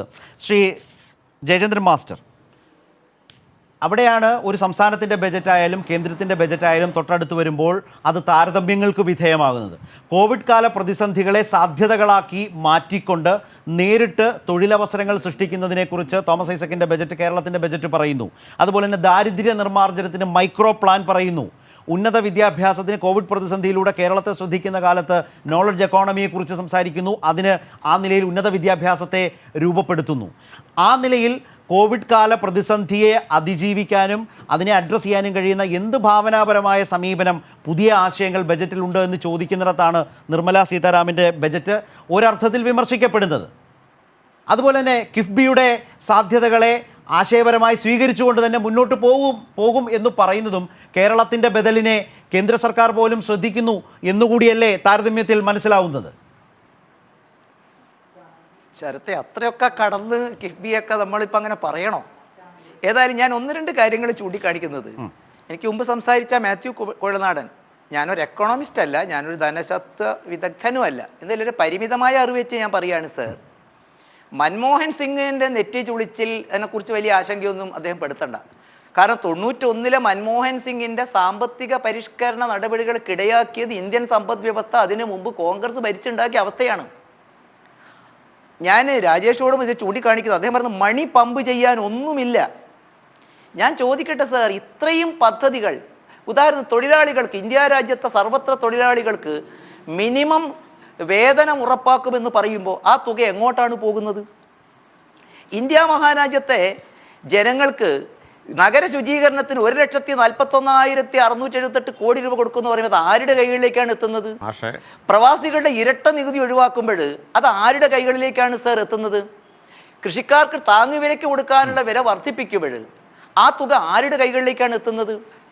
നിങ്ങൾ ഒരാൾക്ക് നിത്യവും പണം കയ്യിൽ വെച്ച് കൊടുക്കുന്നതിന് പകരം അവരെ പണം സമ്പാദിക്കാനും അത് ചെലവഴിക്കാനും ശീലിപ്പിക്കുക എന്നുള്ള ചൈനീസ് പഴവടിയല്ലേ ഇവിടെ നടക്കുന്നത്? പിന്നെ ഇപ്പോൾ എല്ലാവരും പറയുന്ന ഒരു കാര്യം വിൽപ്പനയെക്കുറിച്ചാണ്. ഞാൻ രാജേഷോട് ചൂണ്ടിക്കാണിക്കുന്നത്, ഭാരതീയ ജനതാ പാർട്ടി ദാസ് ക്യാപിറ്റലിനെ കുറിച്ചോ കമ്മ്യൂണിസ്റ്റ് മാനിഫെസ്റ്റോയോ ജനങ്ങളുടെ മുമ്പിൽ വെച്ചല്ല ഞങ്ങൾ അധികാരത്തിൽ വന്നത്. ഞങ്ങൾ BJPയുടെ സാമ്പത്തിക നയം എന്നുള്ള നിലയ്ക്ക് less ruling and maximum governance എന്ന ആശയം മുൻപിൽ നിർത്തി ജനങ്ങളോട് ചോദിച്ചപ്പോൾ ജനങ്ങൾ ശരിവെച്ചതിൻ്റെ അടിസ്ഥാനത്തിലാണ്. ഇനി എൻ്റെ ചോദ്യം, നിങ്ങൾ സ്വകാര്യ മേഖലയ്ക്കും കോർപ്പറേറ്റിനും എതിരാണോ സർ? കോഴിക്കോട്ടെ കോംട്രസ്റ്റ് DYFI നേതാവിൻ്റെ പിതാവിന് ഉൾപ്പെടുന്ന സമിതിക്ക് എഴുതി കൊടുക്കുമ്പോൾ കോടികൾ വിലയുള്ള ഭൂമി വിട്ടുകൊടുക്കുമ്പോൾ ഒരു പ്രയാസവും നിങ്ങൾക്കുണ്ടായില്ലല്ലോ. കേരള സർക്കാരിൻ്റെ ഭൂമി, മാവൂർ ഗോളിയോർ അയോൺസിൻ്റെ 100 കണക്കിന് ഏക്കർ ഭൂമി, അത് ഒരു രൂപ പോലും തിരിച്ചു വാങ്ങാതെ, ലേലം പോലും ചെയ്യാതെ പാരിസ്ഥിതിക പ്രത്യാഘാതമുണ്ടാക്കി ചാലിയാറിനെ നശിപ്പിച്ച് അതിൻ്റെ തീരത്തുള്ളവരെ നിത്യ ക്യാൻസർ രോഗികളായി തള്ളിവിട്ട് കേരളത്തെ കൊള്ള ചെയ്യാൻ വേണ്ടി പരാജയപ്പെട്ട ഒരു ആദർശം മുമ്പോട്ട് വയ്ക്കുമ്പോൾ ഈ സ്വകാര്യ മേഖലയോടുള്ള കുത്തകളുടെ അഭിനിവേശം താങ്കൾക്ക് ഇവിടെ പോയിരുന്നു? രവി പിള്ളയെയും യൂസഫ് അലിയെയും കേരളത്തിൽ വാനോളം പൂവിട്ട് പൂജിച്ച് കൊണ്ടുവരുമ്പോഴും കോവളം കൊട്ടാരം ഹോട്ടൽ, ഞാൻ ഒറ്റ ചോദ്യം രാജേഷോട് കൈകൂപ്പി ചോദിക്കുന്നു, ആരാൻ്റെ അരമുറം പറയുമ്പോൾ അവനാൻ്റെ ഒന്ന് കാണണ്ടേ? 2017 ഈ കോവളം കൊട്ടാരം ഹോട്ടൽ രവി പിള്ളയ്ക്ക് കൈമാറിക്കൊടുത്തത് എന്തിന്റെ അടിസ്ഥാനത്തിലായിരുന്നു സർ? ആ ചോദ്യം വന്നത് ഞാൻ ചൂണ്ടിക്കാണിക്കുന്നത് കോഴിക്കോട്ടെ ശ്രീ ജയചന്ദ്രൻ മാസ്റ്റർ ഒരു ചോദ്യം, ഒറ്റ ചോദ്യം കൂട്ടി ചോറിയാലോ. തിരുവനന്തപുരത്തെയും കോഴിക്കോട്ടെയും KSRTC BOT അടിസ്ഥാനത്തിൽ സ്വകാര്യ മുതലാളിമാർക്ക് കൊടുക്കുമ്പോൾ കോഴിക്കോട്ടെ കല്ലുത്താൻ കടവ് കോളനിയിലെ വീടുണ്ടാക്കിയതിന് പകരം പച്ചക്കറി മാർക്കറ്റ് BOTക്ക് കൊടുക്കുമ്പോൾ ഇതൊക്കെ പൊതുമേഖലയെ നിലനിർത്തേണ്ട ഭൂമിയും സമ്പത്തുമായിരുന്നില്ലേ? ആ ചോദ്യം ഉള്ളത് കൊണ്ട് ഞാൻ MP രാജേഷിലേക്ക്, അതിനിടയിൽ ഒരു ചോദ്യം ചോദിക്കാൻ MP രാജേഷ് താങ്കൾ സംസാരിച്ചപ്പോൾ ശ്രമിക്കുന്നത് കണ്ടു. പക്ഷേ താങ്കളുടെ ഊഴമായതുകൊണ്ട് അദ്ദേഹം അത് കവരാൻ ശ്രമിച്ചില്ല. പക്ഷേ എൻ്റെ ഒരു സംശയം ഇക്കാര്യം ഇത്രയേ ഉള്ളൂ, ബജറ്റ് ഡോക്യുമെന്റുമായി ബന്ധപ്പെട്ട് വിഷൻ ഇല്ല കേട്ടോ, അതുകൊണ്ടാണ് സോറി. ബജറ്റ് ഡോക്യുമെന്റ് മനസ്സിലായി സർ. ബജറ്റ് ഡോക്യുമെന്റുമായി ബന്ധപ്പെട്ട ഇതിലെ പ്രധാനപ്പെട്ട കാര്യങ്ങൾ സംസാരിക്കുമ്പോൾ നമ്മൾ രാഷ്ട്രീയമായ മറുവാദങ്ങൾ ഉന്നയിച്ചാണോ ബജറ്റിന്റെ ഡോക്യുമെന്റിൽ പറയുന്ന കാര്യങ്ങളെ നമ്മൾ സമീപിക്കേണ്ടത് എന്നൊരു ചോദ്യം ഇന്നത്തെ ഈ ചർച്ചയിലെങ്കിലും മിനിമം നമ്മൾ പാലിക്കണ്ടേ? MP രാജേഷിന്റെ ഉത്തരമാണോ ചോദ്യമാണോ എന്തുമാവാം, താങ്കളുടെ ഊഴമാണ്. സത്യത്തിൽ ബജറ്റിനെ കുറിച്ചുള്ള ചർച്ചയിൽ ഉന്നയിച്ച കാര്യങ്ങൾക്ക് മറുപടി ഇല്ലാത്തത് കൊണ്ടാവാം മാഷ് വഴിതിരിച്ചു വിടുകയാണ് ചെയ്തത്. വേറെ കുറേ കാര്യങ്ങൾ പറയാണ്, അത് ചർച്ച ചെയ്യേണ്ട സമയമാണെങ്കിൽ നമുക്ക് പറയാം. ഇപ്പോൾ അതല്ല ഇന്നത്തെ പൊതുവിഷയം. അതെ, മിനിമം ഗവൺമെന്റ് മാക്സിമം ഗവേണൻസ് പറഞ്ഞു. ശരിയാണ്. എന്താണ് മിനിമം ഗവൺമെന്റ്? ചിലവൊക്കെ വെട്ടിച്ചുരുക്കുക. ഞാൻ നേരത്തെ പറഞ്ഞു കഴിഞ്ഞു, ആവർത്തിക്കുന്നില്ല. എന്താ മാക്സിമം ഗവേണൻസ്? പൊതു സ്വത്ത് മുഴുവൻ വിൽക്കുക. അതാണ് മിനിമം ഗവൺമെന്റ് മാക്സിമം ഗവേണൻസ് എന്ന് പറഞ്ഞാൽ അവരുടെ മുദ്രാവാക്യം അങ്ങനെയാണ്. പിന്നെ നിങ്ങൾ സ്വകാര്യ മേഖലയ്ക്ക് എതിരാണോ എന്ന് ചോദിച്ചു. ജയേന്ദ്രമാഷെ, ഒരു കാലത്തും ഇടതുപക്ഷം, കേരളത്തിൽ ഇടതുപക്ഷ ഗവൺമെന്റുകൾ സ്വകാര്യ മേഖലയ്ക്ക് എതിരായിരുന്നില്ല. ആരെ സ്വകാര്യ മേഖലയ്ക്ക് എതിരാന്ന് പറഞ്ഞിട്ടുണ്ടോ? EMSന്റെ ഗവൺമെൻറ്റാണ് ഗോളിയോർ അയൺസ് കൊണ്ടുവന്നത്. തൊഴിൽ ഉണ്ടാവണമെങ്കിൽ നിക്ഷേപം വരണം, സ്വകാര്യ നിക്ഷേപം വരണം. പക്ഷേ എന്താ വ്യത്യാസം എന്നറിയാമോ? നാടിൻ്റെ പൊതു സ്വത്തെടുത്ത് സ്വകാര്യ മേഖലയ്ക്ക് ഞങ്ങൾ കൊടുത്തിട്ടില്ല. കോവളം കൊട്ടാരം കോടതിയുടെ വിധിയാണ്, കോടതി വിധി നടപ്പാക്കാതിരിക്കാൻ പറ്റില്ല. അപ്പോൾ അതല്ലാതെ സർക്കാർ നയത്തിൻ്റെ ഭാഗമായിട്ടല്ല. ഇനി ഞാൻ KSRTCയുടെ കാര്യം പറഞ്ഞു, നന്നായി അത് ഓർമ്മിപ്പിച്ചത്. റെയിൽവേ നിങ്ങൾ സ്വകാര്യവൽക്കരിക്കുന്നു, എയർ ഇന്ത്യ സ്വകാര്യവൽക്കരിക്കുന്നു, മറ്റേ എയർപോർട്ടുകൾ മുഴുവൻ സ്വകാര്യവൽക്കരിക്കുന്നു. ഇപ്പോൾ ഈ ബജറ്റിൽ വീണ്ടും പറഞ്ഞു കഴിഞ്ഞു. അതെ, KSRTC ഇപ്പോഴും പൊതുമേഖലയിൽ നിൽക്കുന്നു. എന്തുകൊണ്ടറിയോ? ഇടതുപക്ഷം കേരളത്തിൽ ഭരിക്കുന്നുകൊണ്ടാണ്. നിങ്ങളായിരുന്നു എങ്കിൽ എപ്പോൾ വിറ്റു എന്ന് നോക്കിയാൽ മതി. നിങ്ങൾ വിൽക്കാൻ തീരുമാനിച്ച ഇൻസ്ട്രുമെൻറ്റേഷൻ കേരളത്തിലെ സർക്കാർ കാശ് കൊടുത്ത് എടുക്കുകയാണ്. അപ്പോൾ കേന്ദ്ര ഗവൺമെൻറ് പറയുകയാണ്, നിങ്ങൾ ആ സ്ഥലത്തിൻ്റെ വില കൂടി തരണം. ഏത് സ്ഥലം? കേരള സർക്കാർ സൗജന്യമായിട്ട് കേന്ദ്രത്തിന് കൊടുത്ത സ്ഥലം. ഇപ്പോൾ തിരിച്ചു വാങ്ങുമ്പോൾ പറയുകയാണ്, നിങ്ങൾ ആ സ്ഥലത്തിൻ്റെ വില തരണം എന്നാണ്. അപ്പോൾ നിങ്ങൾ വിൽക്കാൻ തീരുമാനിച്ച ഹിന്ദുസ്ഥാൻ ന്യൂസ് പ്രിൻ്റ് കേരള സർക്കാർ ഏറ്റെടുക്കുകയാണ്, പൊതുമേഖലയിൽ സംരക്ഷിക്കുകയാണ്. അതാണ് നിങ്ങളും ഞങ്ങളും തമ്മിലുള്ള വ്യത്യാസം എന്ന് അദ്ദേഹം മനസ്സിലാക്കണമെന്ന് ഞാൻ വിനീതമായിട്ട് അഭ്യർത്ഥിക്കുകയാണ്. പിന്നെ അദ്ദേഹം പറഞ്ഞു, മിനിമം കൂലി കൊടുക്കും എന്ന് പറയുമ്പോൾ ആ പണം എവിടേക്കാണ് പോകുന്നത്? കൊടുക്കുമെന്ന് പറഞ്ഞാൽ പണം പോവില്ല ജയേന്ദ്ര മാഷെ. കൊടുക്കുമെന്ന് പറഞ്ഞാൽ പണം പോവോ? നിങ്ങൾ തന്നെയാണ് തൊഴിൽ നിയമ ഭേദഗതി നടപ്പാക്കിയത്. തൊഴിൽ നിയമങ്ങൾ മുഴുവൻ റദ്ദാക്കി. മിനിമം കൂലി, മിനിമം വേജസ് ആക്ട് ഉൾപ്പെടെയുള്ളവ മുഴുവൻ ഇല്ലാതാക്കി 4 കോഡുകൾ മാത്രമാക്കി മാറ്റിയത് നിങ്ങളാണ്. ഉത്തർപ്രദേശിലും മധ്യപ്രദേശിലും BJP ഗവൺമെൻറ്റുകൾ വിളിക്കുന്നത്, വരൂ നിങ്ങൾ വന്ന് നിക്ഷേപിക്കൂ, മിനിമം കൂലി കൊടുക്കണ്ട, മറ്റാനുകൂല്യങ്ങളൊന്നും വേണ്ട. അപ്പം മിനിമം കൂലി കൊടുക്കാതെ തന്നെ നിങ്ങൾക്കിവിടെ വ്യവസായം നടത്താം എന്നതൊരു കേമത്തമായിട്ട് അവതരിപ്പിക്കുന്ന ആളുകൾ ബജറ്റിൽ മിനിമം കൂലി കൊടുക്കും എന്ന് പറഞ്ഞാൽ കൊടുക്കുമോ? കിട്ടുമോ? 20 കോടി തൊഴിലാളികൾ സമരം നടത്തി നവംബർ 26-27 ഇതിനെതിരായിട്ടാണ് സമരം ചെയ്തത്. ശ്രീ ജോർജ് ജോസഫ്, ഞാൻ ഇടയിലൊരു ചോദ്യത്തിൽ നിന്നാണ് ഈ രാഷ്ട്രീയ തർക്കത്തിലേക്ക് ഇരുവർക്കും ഇടയിലെ നിലപാടുകൾ മാറിയത്. അത് അടുത്തടുത്ത് വന്ന 2 ബജറ്റുകളെ കുറിച്ചുള്ളൊരു താരതമ്യമാണ്. നമ്മുടെ അവശേഷിക്കുന്ന സമയത്ത് താങ്കൾ അതിന് എങ്ങനെയാണ് തയ്യാറാവുക? നേരത്തെ കിഫ്ബിയും അതുപോലെ തന്നെ DFIയും ചോദിച്ചപ്പോൾ അത്രയൊക്കെ വേണോ, അങ്ങോട്ടൊക്കെ പോകണോ എന്നാണ് ജയചന്ദ്രൻ മാസ്റ്റർ ചോദിച്ചത്. ജോർജ് ജോസഫിൻ്റെ നിലപാട്, അതിനുശേഷം ശ്രീ മാത്യു കുഴൽനാടനിലേക്ക്. ശരത്തെ, ഈ കിഫ്ബിയുടെ കാര്യത്തിൽ നമുക്കറിയാം, നമ്മള് ഇപ്പോ ഡെവലപ്മെന്റിന്റെ കാര്യത്തിൽ ഇപ്പോ നമ്മൾ നോക്കുക, ഇൻഫ്രാസ്ട്രക്ചർ ഡെവലപ്മെന്റിന്റെ കാര്യത്തിൽ 5.54 ലക്ഷം കോടി രൂപ നീക്കി വെക്കുന്നു, അല്ലെങ്കിൽ അത്തരം പദ്ധതികൾ ഇതിനകത്ത് പ്രഖ്യാപിച്ചിട്ടുണ്ട്. പക്ഷെ നമ്മൾ നോക്കുക, GDP-യുടെ അപ്പോഴും ഇന്ത്യയുടെ GDP-യുടെ 2% താഴെ തുകയാണ് ഈ ഇൻഫ്രാസ്ട്രക്ചർ ഡെവലപ്മെന്റ് വരുന്നത്. അതുപോലെ തന്നെ നമ്മൾ ഈ ഏപ്രിൽ മുതൽ ഒക്ടോബർ വരെയുള്ള ഈ ലോക്ക്ഡൌൺ പീരീഡിൽ അല്പം ഭേദപ്പെട്ട പെർഫോമൻസ് കാഴ്ചവെച്ചത് കാർഷിക മേഖലയാണ്. 3.4% വളർച്ച രേഖപ്പെടുത്തി. -7.7% വളർച്ച രേഖപ്പെടുത്തിയ സ്ഥാനത്താണ് കാർഷിക മേഖല അത്രയും വളർച്ച രേഖപ്പെടുത്തുന്നത്. അപ്പൊ അങ്ങനെ നമ്മൾ പരിശോധിക്കുമ്പോൾ ആ മേഖലയ്ക്കുള്ള നീക്കിയിരിപ്പ് എത്രയാണ്? അപ്പൊ ഇതെല്ലാം ആരോഗ്യ മേഖലയെ കുറിച്ചുള്ള പറഞ്ഞു, ഒരുപാട് പണം നീക്കി വെച്ചിട്ടുണ്ട്. പക്ഷെ മൊത്തം GDP-യുടെ 1% താഴെ തുകയാണ്, അല്ലെങ്കിൽ 1% തുകയാണ് ഈ 2 മേഖലകൾക്കും വരുന്നത്.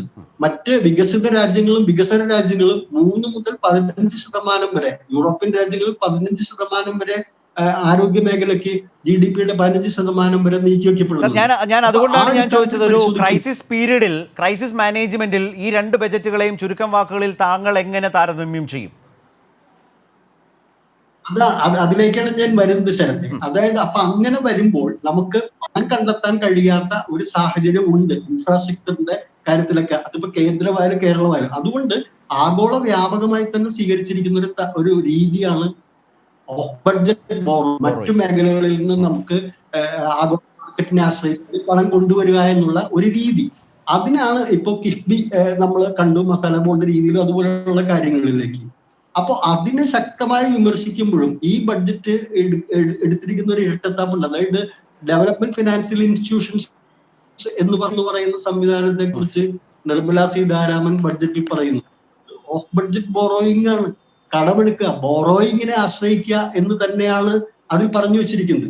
അപ്പോ അവിടെ കേന്ദ്ര സർക്കാരിനെ സംബന്ധിച്ചിടത്തോളം ധനാഗമ മാർഗങ്ങൾ വളരെ കൂടുതലാണ്. ഇപ്പൊ നേരത്തെ സെസ്സിന്റെ കാര്യം നമ്മളുടെ പരാമർശിച്ചു.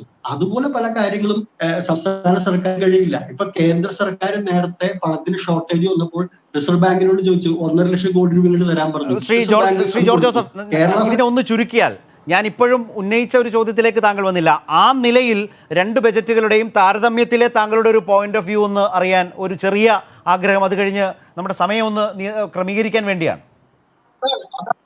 അതാണ് ഞാൻ പറഞ്ഞ താരതമ്യം എന്ന് പറയുമ്പോൾ കേരള സർക്കാർ എടുത്തിരിക്കുന്ന പല സമീപനങ്ങളും ഈ ബഡ്ജറ്റിൽ റെപ്ലിക്കേറ്റ് ചെയ്തിരിക്കുന്നു. അതാണ് ഈ പറഞ്ഞ രീതിയിൽ പറഞ്ഞത്. അതായത് ഓഫ് ബഡ്ജറ്റ് ബോറോയിങ്ങിന്, കൂടുതൽ ബോറോയിങ്ങിന്, വികസനത്തിന് വേണ്ടി കൂടുതൽ ബോറോ ചെയ്യുക എന്നുള്ള സമീപനം കേന്ദ്ര സർക്കാർ എടുത്തിരിക്കുന്നു. പക്ഷെ ഇവിടെ സംസ്ഥാന ആ രീതിയിൽ ഓഫ് ബഡ്ജറ്റ് ബോറോയിങ്ങിന് ശ്രമിക്കുമ്പോൾ അത് തെറ്റാണ്, അത് ഭരണഘടനാ വിരുദ്ധമാണ്, അതങ്ങനെ ചെയ്യാൻ പാടില്ല, എങ്ങനെയാണ് എന്ന് വാദിക്കുന്നത് എങ്ങനെയാണെന്നാണ് എനിക്ക് മനസ്സിലാത്തത്. അപ്പോ ഇപ്പോ മെഷേഴ്സിന്റെ കാര്യം എടുത്തിട്ടുണ്ടെങ്കിൽ തോമസ് ഐസക്കിന്റെ ബഡ്ജറ്റിനെ അനുകരിക്കുന്നതിന് നിർമ്മലാ സീതാരാമൻ ശ്രമിച്ചിരിക്കുകയാണ്. ഈ ആരോഗ്യ മേഖലയിലും വിദ്യാഭ്യാസ മേഖലയിലും അതുപോലെ വെൽഫെയർ മെഷേഴ്സിലും കൂടുതൽ തുക വകയിരുത്തണമെന്നും അതിനകത്ത് ഇമ്പോർട്ടൻസ് കൊടുക്കണമെന്നുള്ള. ശ്രീ മാത്യു കുഴൽനാടൻ, ഈ താരതമ്യങ്ങൾ കിഫ്ബിയുമായി ബന്ധപ്പെട്ടടക്കം വരുമ്പോൾ താങ്കൾ എടുത്തിട്ടുള്ള നിലപാട്, അതുമായി ബന്ധപ്പെട്ട് കേസ് നടത്തുന്ന ഒരു അഭിഭാഷകൻ എന്ന നിലയിൽ അതേ നിലപാടെടുക്കുന്ന താങ്കളുടെ കക്ഷി അടക്കമുള്ളവരുടെ രാഷ്ട്രീയം, താല്പര്യങ്ങൾ, ആ കേന്ദ്ര സർക്കാർ അവരുടെ ബജറ്റ് അവതരിപ്പിക്കുമ്പോൾ അതേ കിഫ്ബിയുടെ സാധ്യതകളെ ദേശീയ തലത്തിൽ ഉപയോഗിക്കാനായി മുന്നോട്ട് പോവുകയും ചെയ്യുന്നു, മറയില്ലാതെ. എന്തൊരു വൈരുദ്ധ്യമാണത്? അല്ല, ഒന്നാമത്തെ കാര്യം, ഈ ഓഫ് ബഡ്ജറ്റ് ബോറോയിങ് എന്ന സമ്പ്രദായം ആദ്യമായി കേരളത്തിലാണ് ഉണ്ടായത്, അല്ലെങ്കിൽ കിഫ്ബിയിലൂടെയാണ് കണ്ടുപിടിച്ചത് എന്ന ധാരണ ആർക്കും വേണ്ട. ഓഫ് ബഡ്ജറ്റ് ബോറോയിങ് ഇതിനു മുമ്പ് എത്രയോ നാളായി രാജ്യത്ത് നടക്കുന്നതാണ്. ഓയിൽ മാർക്കറ്റിംഗ് കമ്പനീസ് വഴി, NTPC വഴി, അങ്ങനെ നിരവധി മാർഗങ്ങൾ വഴി ഓഫ് ബഡ്ജറ്റ് ബോറോയിങ്, അതായത് ബഡ്ജറ്റിൽ വരാത്ത കടമെടുപ്പ് ഈ രാജ്യത്ത് നടന്നിട്ടുണ്ട്, മറ്റ് സംസ്ഥാനങ്ങളിൽ നടന്നിട്ടുണ്ട്. അത് കേരളത്തിൽ തോമസ് ഐസക്ക് കണ്ടുപിടിച്ച ഒരു സംഗതിയാണ് എന്ന തെറ്റിദ്ധാരണ ആർക്കും വേണ്ട. നമ്പർ 1. നമ്പർ 2, ഈ ഓഫ് ബഡ്ജറ്റ് ബോറോയിങ് എവിടെയാണെങ്കിലും ഒരു ബാഡ് പ്രാക്ടീസ് ആണ് എന്നതാണ് പൊതുവെ വിലയിരുത്തപ്പെട്ടിട്ടുള്ളത്. കാരണം ഓഫ് ബഡ്ജറ്റ് ബോറോയിങ്ങിന് ട്രാൻസ്പെറൻസി കുറവായിരിക്കും. അത് നമ്മുടെ ഒരു ആക്ച്വൽ ഡെപ്റ്റ് എത്രയെന്നുള്ളത് കണക്കുകൾ വരത്തില്ല. അത് ഒരു ഫിനാൻഷ്യൽ സിസ്റ്റത്തിൻ്റെ ക്രെഡിബിലിറ്റിയെ കുറയ്ക്കും എന്നുള്ള കാര്യമുണ്ട്. പിന്നെ കിഫ്ബിയെ സംബന്ധിച്ച് ഞാൻ പറഞ്ഞു, നിങ്ങളിത് കൺഫ്യൂസ് ചെയ്യരുത്. അതായത് ഇപ്പോൾ എനിക്ക് മുമ്പ് സംസാരിച്ച അദ്ദേഹവും പറയുന്നത് കേട്ടു കിഫ്ബി എടുക്കുന്നത് തെറ്റെന്ന് പറയുന്നത് എന്തുകൊണ്ടാണ്. ഞങ്ങൾ സ്പെസിഫിക് ആയിട്ട് ആ പോയിന്റ് പറഞ്ഞു. അതായത് കിഫ്ബി എന്ന ഒരു പ്രസ്ഥാനത്തിലൂടെ നമ്മൾ പോയി പണം കടമെടുക്കുന്നതിന് ആരും തെറ്റ് പറയുന്നില്ല. പക്ഷേ മസാല ബോണ്ട്സ് നിങ്ങൾ ഇഷ്യൂ ചെയ്തപ്പോൾ, മസാല ബോണ്ട്സ് ഇപ്പോൾ കിഫ്ബിക്ക് വേണ്ടി ലണ്ടൻ സ്റ്റോക്ക് എക്സ്ചേഞ്ചിൽ ലിസ്റ്റ് ചെയ്യുമ്പോൾ ആരെങ്കിലും പണം അല്ലെങ്കിൽ ബോണ്ട് വാങ്ങാൻ തയ്യാറാണെങ്കിൽ അതൊരു ധനകാര്യമന്ത്രിയുടെ മിടുക്കായി അല്ലെങ്കിൽ സംസ്ഥാനത്തിൻ്റെ ഒരു കഴിവായി നമുക്ക് വിലയിരുത്താമായിരുന്നു. പക്ഷേ അൺഫോർച്ചുനേറ്റ്ലി നിങ്ങൾ അതിന് സോവറിൻ ഗ്യാരണ്ടി നൽകിയപ്പോഴാണ് പ്രശ്നമായത്. പ്രശ്നം എങ്ങനെയാണ്? പ്രശ്നം ഞങ്ങൾക്കുള്ള പ്രശ്നം അല്ലെങ്കിൽ നമുക്കുള്ള ബാക്കി ആർക്കെങ്കിലും പ്രശ്നമല്ല. ഇന്ത്യൻ കോൺസ്റ്റിറ്റ്യൂഷൻ്റെ ആർട്ടിക്കിൾ 293 വയലേഷനാണ്. സംസ്ഥാന ഗവൺമെന്റിന് അതേതായാലും കോടതി തീരുമാനിക്കട്ടെ. നമ്മളിപ്പോൾ അതേക്കുറിച്ചല്ലല്ലോ സംസാരിക്കുന്നില്ല. മാത്യു, കോടതി തീരുമാനിക്കട്ടെ. കോടതിക്ക് മുമ്പിൽ നിങ്ങൾ എത്തിച്ചിട്ടുണ്ട്. പക്ഷെ ഞാൻ ചോദിക്കുന്നത് രാജ്യത്തിന്റെ ബജറ്റിൽ പോലും ഈ സ്വാധീനം ഉണ്ടാകുന്നു. നമ്മൾ ആ പോയിന്റിൽ മാത്രമേ തൽക്കാലം നിൽക്കേണ്ട കാര്യമുള്ളൂ ഇന്നിപ്പോ. അല്ലെന്ന് ഓഫ് ബഡ്ജറ്റ് ബോറോയിങ് എന്നത് പുതിയ സംഗതി അല്ല ശരത്. നിങ്ങൾ വിചാരിക്കുന്ന പോലെ അത് പുതിയതായി കണ്ടുപിടിച്ച കാര്യമല്ല. That is happening for quite some years. അത്തരമൊരു ആർഗ്യുമെന്റ് ആരും എടുത്തിട്ടുമില്ല. ശ്രീ എം പി രാജേഷ്, ഈ ഓഫ് ബജറ്റ് ബോറോയിങ് ഐസക് കണ്ടുപിടിച്ചോ എന്ന നിലയിലല്ല താങ്കളാണ് ആ ചർച്ച അങ്ങനെ പരിമിതപ്പെടുത്തുന്നത്. പക്ഷേ പുതിയ സാഹചര്യങ്ങളിൽ രാജ്യത്തിന്റെ നാടിന്റെ വികസനത്തിന് അതെങ്ങനെ ഉപയോഗിക്കാം, അതിന്റെ റിസൾട്ട് കേന്ദ്ര ധനകാര്യമന്ത്രിയെ സ്വാധീനിച്ചിട്ടുണ്ടോ? എം പി രാജേഷ്, ഒരു നിമിഷം, ഒറ്റ നിമിഷം. മാത്യു പറഞ്ഞതിലുള്ള ഞാൻ പറഞ്ഞ് അവസാനിപ്പിച്ചോട്ടെ. എനിക്കൊന്ന് ഇടയ്ക്ക് പോകേണ്ടതുള്ളതുകൊണ്ട് ഞാൻ ടേക്കിംഗ് യുവർ പെർമിഷൻ. അതായത് ഇപ്പോൾ കടമെടുക്കുന്നതിനെയോ അല്ലെങ്കിൽ പുറത്തുനിന്ന് പണം കണ്ടെത്തുന്നതിനെയോ അല്ല ഞങ്ങൾ വിമർശിച്ചിട്ടുള്ളൂ. അങ്ങനെ ഒരിക്കലും പറയരുത്. നിങ്ങൾ തെറ്റായ ദിശയിലേക്ക് അതിനെ കൊണ്ടുപോവുകയാണ്. സ്വാഭാവികമായിട്ടും ഇതുപോലെ സ്ട്രെസ്ഡ് ആയിട്ടുള്ളൊരു സിറ്റുവേഷനിൽ കടമെടുക്കേണ്ടതിനെ ആരെയാണ് തള്ളിപ്പറഞ്ഞത്? ഞങ്ങൾ അറ്റാക്ക് ചെയ്ത പോയിന്റ് ഈ ഭരണഘടനാ വിരുദ്ധമായി ചെയ്യുന്ന പ്രവർത്തികൾ ശരിയല്ല എന്ന് ചൂണ്ടിക്കാണിക്കുന്നതാണോ തെറ്റ്? എല്ലാ സർക്കാരുകളും എടുക്കുന്നതാണ്. അതിനെ ആരും പറഞ്ഞിട്ടില്ല. എം പി രാജേഷിന്റെ മറുപടി എന്താണ്? സോറി. ഞാൻ പറയാം. ഒന്ന്, മാത്യു ഈ ചർച്ചയിൽ പറഞ്ഞത് ഓഫ് ബജറ്റ് ബോറോയിങ് ആര് കണ്ടുപിടിച്ചു എന്നാണ് തർക്കം. ആ തർക്കമൊന്നും ആർക്കും ഉണ്ടായിട്ടില്ല. ഓഫ് ബജറ്റ് ബോറോയിങ് കേരളത്തിലാണ് ഉണ്ടായതൊന്നുമല്ല അവകാശവാദം. പ്രശ്നം കിഫ്ബി എന്ന സംവിധാനം, ഒരു നവീനമായിട്ടുള്ള സംവിധാനം കേരളത്തിലെ സർക്കാർ ആവിഷ്കരിച്ചു. അത് കിഫ്ബി നേരത്തെ ഉണ്ട്, പക്ഷേ കിഫ്ബിയെ വേറൊരു നിലയിൽ ഉപയോഗിക്കാൻ ഈ സർക്കാർ മുന്നോട്ട് വന്നു എന്നതാണ്. ഇപ്പോൾ അത് ദേശീയ തലത്തിൽ അംഗീകരിക്കപ്പെടുന്നു എന്ന് മാത്രമല്ല, അത് പകർത്തുന്നു. ഇപ്പോൾ DFI എന്ന സംവിധാനം അതാണ്. ദേശീയ തലത്തിൽ നേരത്തെയും ഇത്തരത്തിൽ ചില സംവിധാനങ്ങൾ ഉണ്ടായിട്ടുണ്ട്. ഇപ്പോൾ IIF അതുപോലുള്ള സംവിധാനങ്ങൾ ഉണ്ടായിട്ടുണ്ട്. അപ്പോൾ അവർ വായ്പ എടുത്തിട്ടുണ്ട്. അത് ഭരണഘടനാ വിരുദ്ധമല്ലെങ്കിൽ, ഇതുപോലെ ബോണ്ടിറക്കിയൊക്കെ വായ്പ എടുത്തിട്ടുണ്ട്. അത് ഭരണഘടനാ വിരുദ്ധമല്ലെങ്കിൽ എങ്ങനെയാണ് ഇത് മാത്രം ഭരണഘടനാ വിരുദ്ധമാവുന്നത്? ആ ചോദ്യം വളരെ പ്രധാനപ്പെട്ടതാണ്. ആരാ ഭരണഘടനാ വിരുദ്ധാണെന്ന് പറയുന്നത്? CAG ആണ്. ഭരണഘടനാ വിരുദ്ധാണോ അല്ലയെന്ന് നോക്കേണ്ടത് CAGയുടെ ചുമതലയാണോ, അത് കോടതിയുടെ ചുമതലയാണ്? എന്തായിരുന്നു ആദ്യത്തെ ആരോപണം? റിസർവ് ബാങ്കിൻ്റെ അനുമതി ഇല്ല എന്നായിരുന്നു. അത് റിസർവ് ബാങ്ക് തന്നെ ക്ലാരിഫൈ ചെയ്തു. റിസർവ് ബാങ്കിൻ്റെ അനുമതിയോടുകൂടിയാണ്. അപ്പോൾ രാഷ്ട്രീയമായിട്ടുള്ള ലക്ഷ്യത്തോടു കൂടിയാണ്. അതുകൊണ്ടാണ് ഞങ്ങൾ പറയുന്നത് CAGയെ പോലും രാഷ്ട്രീയ ആയുധമാക്കിയിട്ട് മാറ്റുന്നു. അതായത് കുറച്ച് രാഷ്ട്രീയം കലർത്തിയാൽ കേരളത്തിലെ BJP ആ നിലയ്ക്കും ഒരു വെട്ടിലായോ? ഇപ്പോൾ ബജറ്റിൽ കിഫ്ബി പകർത്തി എന്ന് എം പി രാജേഷ് പറയുകയും കിഫ്ബി അടക്കമുള്ളവയെ രാഷ്ട്രീയമായി ഇവിടെ അവർ എതിർക്കുകയും ചെയ്യുന്നു അദ്ദേഹത്തിൻ്റെ പാർട്ടി. സാധാരണ കോപ്പി അടിക്കുമ്പോൾ പരാതി ഉണ്ടാവാറുണ്ട്. ഇത് നല്ല കാര്യമായിട്ടാണ് ഞങ്ങൾ കണക്കാക്കുന്നത്. ജയചന്ദ്രൻ മാസ്റ്റർ, പകർത്തിയെടുത്തോളൂ, നാടിൻ്റെ നന്മയ്ക്കാണെങ്കിൽ ഒരു തെറ്റുമില്ല. അല്ല, രാജേഷ് തന്നെ പറഞ്ഞു കിഫ്ബി ആദ്യത്തേതല്ല, ONGCയും മറ്റുള്ളവരും ഒക്കെ എടുത്തിട്ടുണ്ട്. ഞങ്ങളത് പകർത്തി. ഇപ്പൊ പകർത്തിയവൻ ഇപ്പോ ഒറിജിനൽ ഡോക്യുമെന്റിന്റെ അവകാശമായോ? ഇവിടെ സാർ പ്രശ്നം രാജ്യത്തെ ഭരണഘടന എഴുതിയത് BJP അല്ല. ബോറോയിങ് ആദ്യമല്ല എന്നാണ് മാത്യു നേരത്തെ പറഞ്ഞത്. അതെ അതെ എം പി രാജേഷിന്റെ വാദമല്ല അത്. ഞാൻ പറഞ്ഞുകൊണ്ട് വരുന്നത് സർ, അതെ അല്ല, ഇന്ത്യയിൽ ഞാനീ പറയുന്നത് ഈ തർക്കം ഉണ്ടാക്കുന്നത് ഇത് നിങ്ങൾ ചെലവഴിക്കുന്ന രീതി. ഞാൻ ചോദിക്കട്ടെ, പിന്നെ കരാറ് വിളിക്കാതെ, കൊട്ടേഷൻ വിളിക്കാതെ, തോന്നിയ വിളിക്കാതെ ഇതിന്റെ ഫലവും കണ്ടു. വിദ്യാഭ്യാസ മന്ത്രിയുടെ പിന്നെ മണ്ഡലത്തിലെ ചിത്രവും നമ്മൾ കണ്ടു. ഞാൻ ചോദിക്കുന്നത്, കടമെടുക്കുന്നതിനൊരു പരിധി ഉണ്ടോ രാജേഷ്? യഥാർത്ഥത്തിൽ അത് വേറൊരു രാജേഷ് എത്ര വിഷയമാണ്. കടമെടുക്കും രാജേഷിന്റെ സമ്പത്തിനനുസരിച്ച്? അതെ, അതാ ഞാൻ പറഞ്ഞു. അപ്പൊ നമ്മൾ വിഷയത്തെ നമ്മളെ വഴിതെറ്റിക്കുന്നില്ല. യഥാർത്ഥത്തിൽ കേന്ദ്ര ഗവൺമെന്റിന്റെ കടം എത്രയെന്ന് വല്ല ധാരണയുണ്ടോ? കടം എടുക്കുന്നതല്ലല്ലോ പ്രശ്നം. കടം കേരളത്തിന്റെ കടം നിങ്ങൾ വന്നതിന് ശേഷമുള്ളതിന് വല്ല ധാരണ രാജേഷ്? ഒന്ന്, ഒരു വ്യക്തി കടം വാങ്ങുന്നത് പോലെ അല്ല സർക്കാർ കടം വാങ്ങുന്നത്. അല്ല, കേന്ദ്രത്തിന്റെ താരതമ്യപ്പെടുത്തില്ല സാമ്പത്തിക ശാസ്ത്രത്തിൽ സാധാരണ. അല്ല, സർക്കാരിന്റെ മുഖ്യ സാമ്പത്തിക ഉപദേഷ്ടാവ് തന്നെ നിലപാട് മാറ്റി. അദ്ദേഹം പറഞ്ഞല്ലോ, ഈ പൊതുകടം എന്നത് വളർച്ചാ നിരക്കിനും അതിന് കൊടുക്കുന്ന പലിശ എന്നുള്ളത് വളർച്ചാ നിരക്കിനും താഴെയാണെങ്കിൽ പൊതുകടം എടുക്കുന്നതിൽ തെറ്റില്ല. ധനക്കമ്മിയിൽ മുറുകെ പിടിക്കേണ്ട ധന ഉത്തരവാദിത്വ നിയമത്തിൽ നിന്നൊക്കെ വളരെ ഫ്ലെക്സിബിൾ ആയി മാറിക്കൊണ്ടിരിക്കുകയാണ്. പോൾ ക്രൂഗ്മാനെ പോലുള്ള നൊബേൽ സമ്മാന ജേതാക്കളായ ആദ്യം പറഞ്ഞ കണ്ടീഷൻ പറയണം. ശരത്ത് നേരത്തെ പറഞ്ഞ വാക്ക് ഒന്നുകൂടി പറയണം. ഏതാണ്? ഒരു കണ്ടീഷനാണ് അദ്ദേഹം പറഞ്ഞത്. ആ കണ്ടീഷൻ കേരളത്തിലുണ്ടോ? മാഷേ ഞാനിവിടെ പറഞ്ഞത്, പോൾ ക്രൂഗ്മാനെ പോലെ വളരെ വിഖ്യാതരായ നൊബേൽ സമ്മാന ജേതാക്കളായ സാമ്പത്തിക ശാസ്ത്രജ്ഞർ പറഞ്ഞത് എന്താണെന്നറിയാമോ? അദ്ദേഹം പറഞ്ഞത് കടം നോട്ട് ടു ബി ഒബ്സസ് വിത്ത് ഡെപ്റ്റ് എന്നാണ്. കടം എന്ന് പറഞ്ഞിങ്ങനെ പേടിക്കേണ്ട കാര്യമില്ല എന്നാണ് പറഞ്ഞത്. രാജ്യത്തിൻ്റെ വളർച്ചയ്ക്ക്, സമ്പദ്ഘടനയുടെ പുരോഗതിക്ക് കടമെടുക്കാം. എന്തിന് ചെലവഴിക്കുന്നു എന്നുള്ളതാണ് പ്രശ്നം. കേരളത്തിൽ കിഫ്ബി വഴി കടമെടുത്ത് ചെലവഴിക്കുന്നത് ആസ്തി വികസനത്തിനാണ്. അതിനെ മാതൃകയാക്കണം ഈ തർക്കത്തിനിടയിൽ. ശ്രീ ജോർജ് ജോസഫ്, താങ്കളുടെ ഒരു ഫൈനൽ കൺക്ലൂഷൻ ഇക്കാര്യത്തിൽ മാത്രം. അതിനെ അതേ നിലയിൽ വളരെ പോസിറ്റീവായി കണ്ടുകൊണ്ട് കേന്ദ്ര ധനകാര്യമന്ത്രി അഡാപ്റ്റ് ചെയ്യുകയാണോ, പകർത്തിയെടുക്കുകയാണോ? ഇതിൽ ഈ തർക്കത്തിന് സ്കോപ്പുണ്ടോ സത്യത്തിൽ?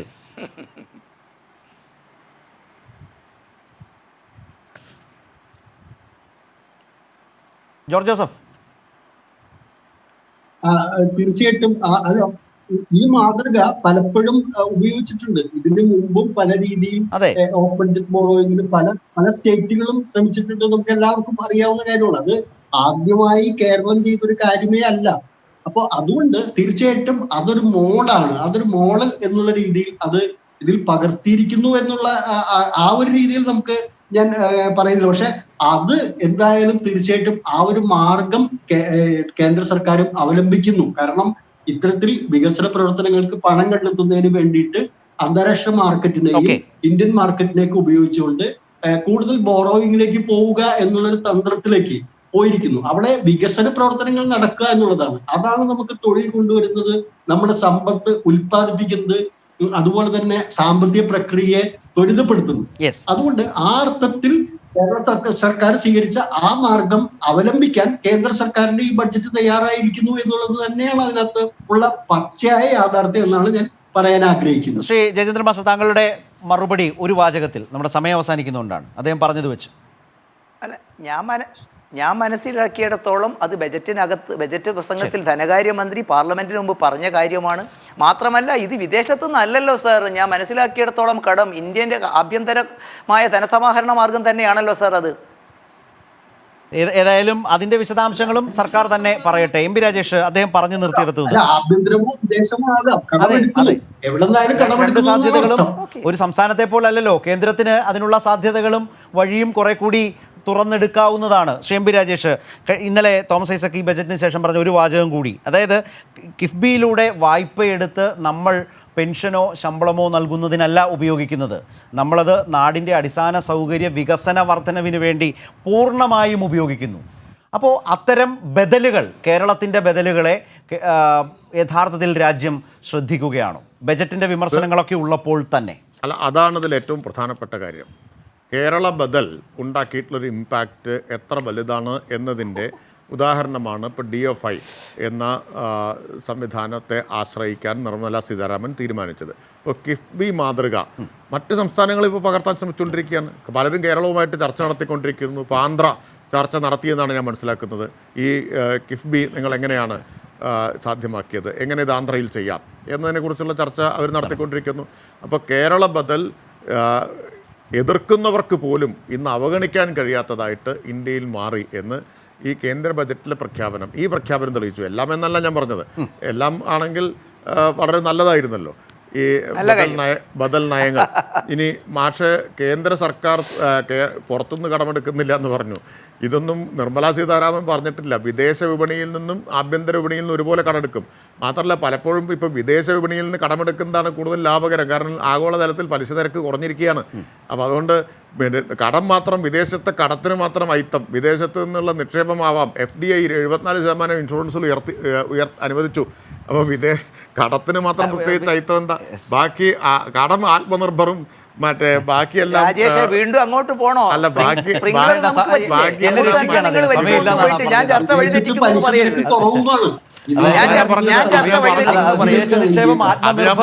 വിദേശ കടം ആത്മനിർഭർ അല്ലാതെയുമാകുന്നത് എങ്ങനെ? ജോസഫ്, പലിശ നിരക്ക് കുറവാണ് എന്നുള്ള കാര്യം ഞാനോട് പറഞ്ഞു.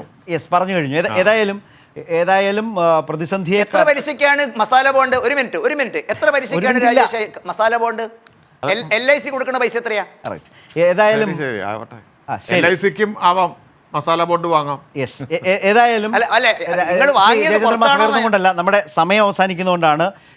ഏതായാലും ബജറ്റിനെ മുൻനിർത്തി ബജറ്റ് പ്രസംഗത്തിനുമപ്പുറം ബജറ്റ് രേഖകൾ കൂടി നൽകുന്ന വസ്തുതകളെ ആധാരമാക്കിയാണ് ഈ ബജറ്റ്, അതിൻ്റെ ബാക്കി പത്രം എന്ത് എന്ന് പരിശോധിച്ചത്. വളരെയധികം നന്ദി എല്ലാവർക്കും സഹകരിച്ചതിനും അഭിപ്രായങ്ങൾ പങ്കുവച്ചതിനും.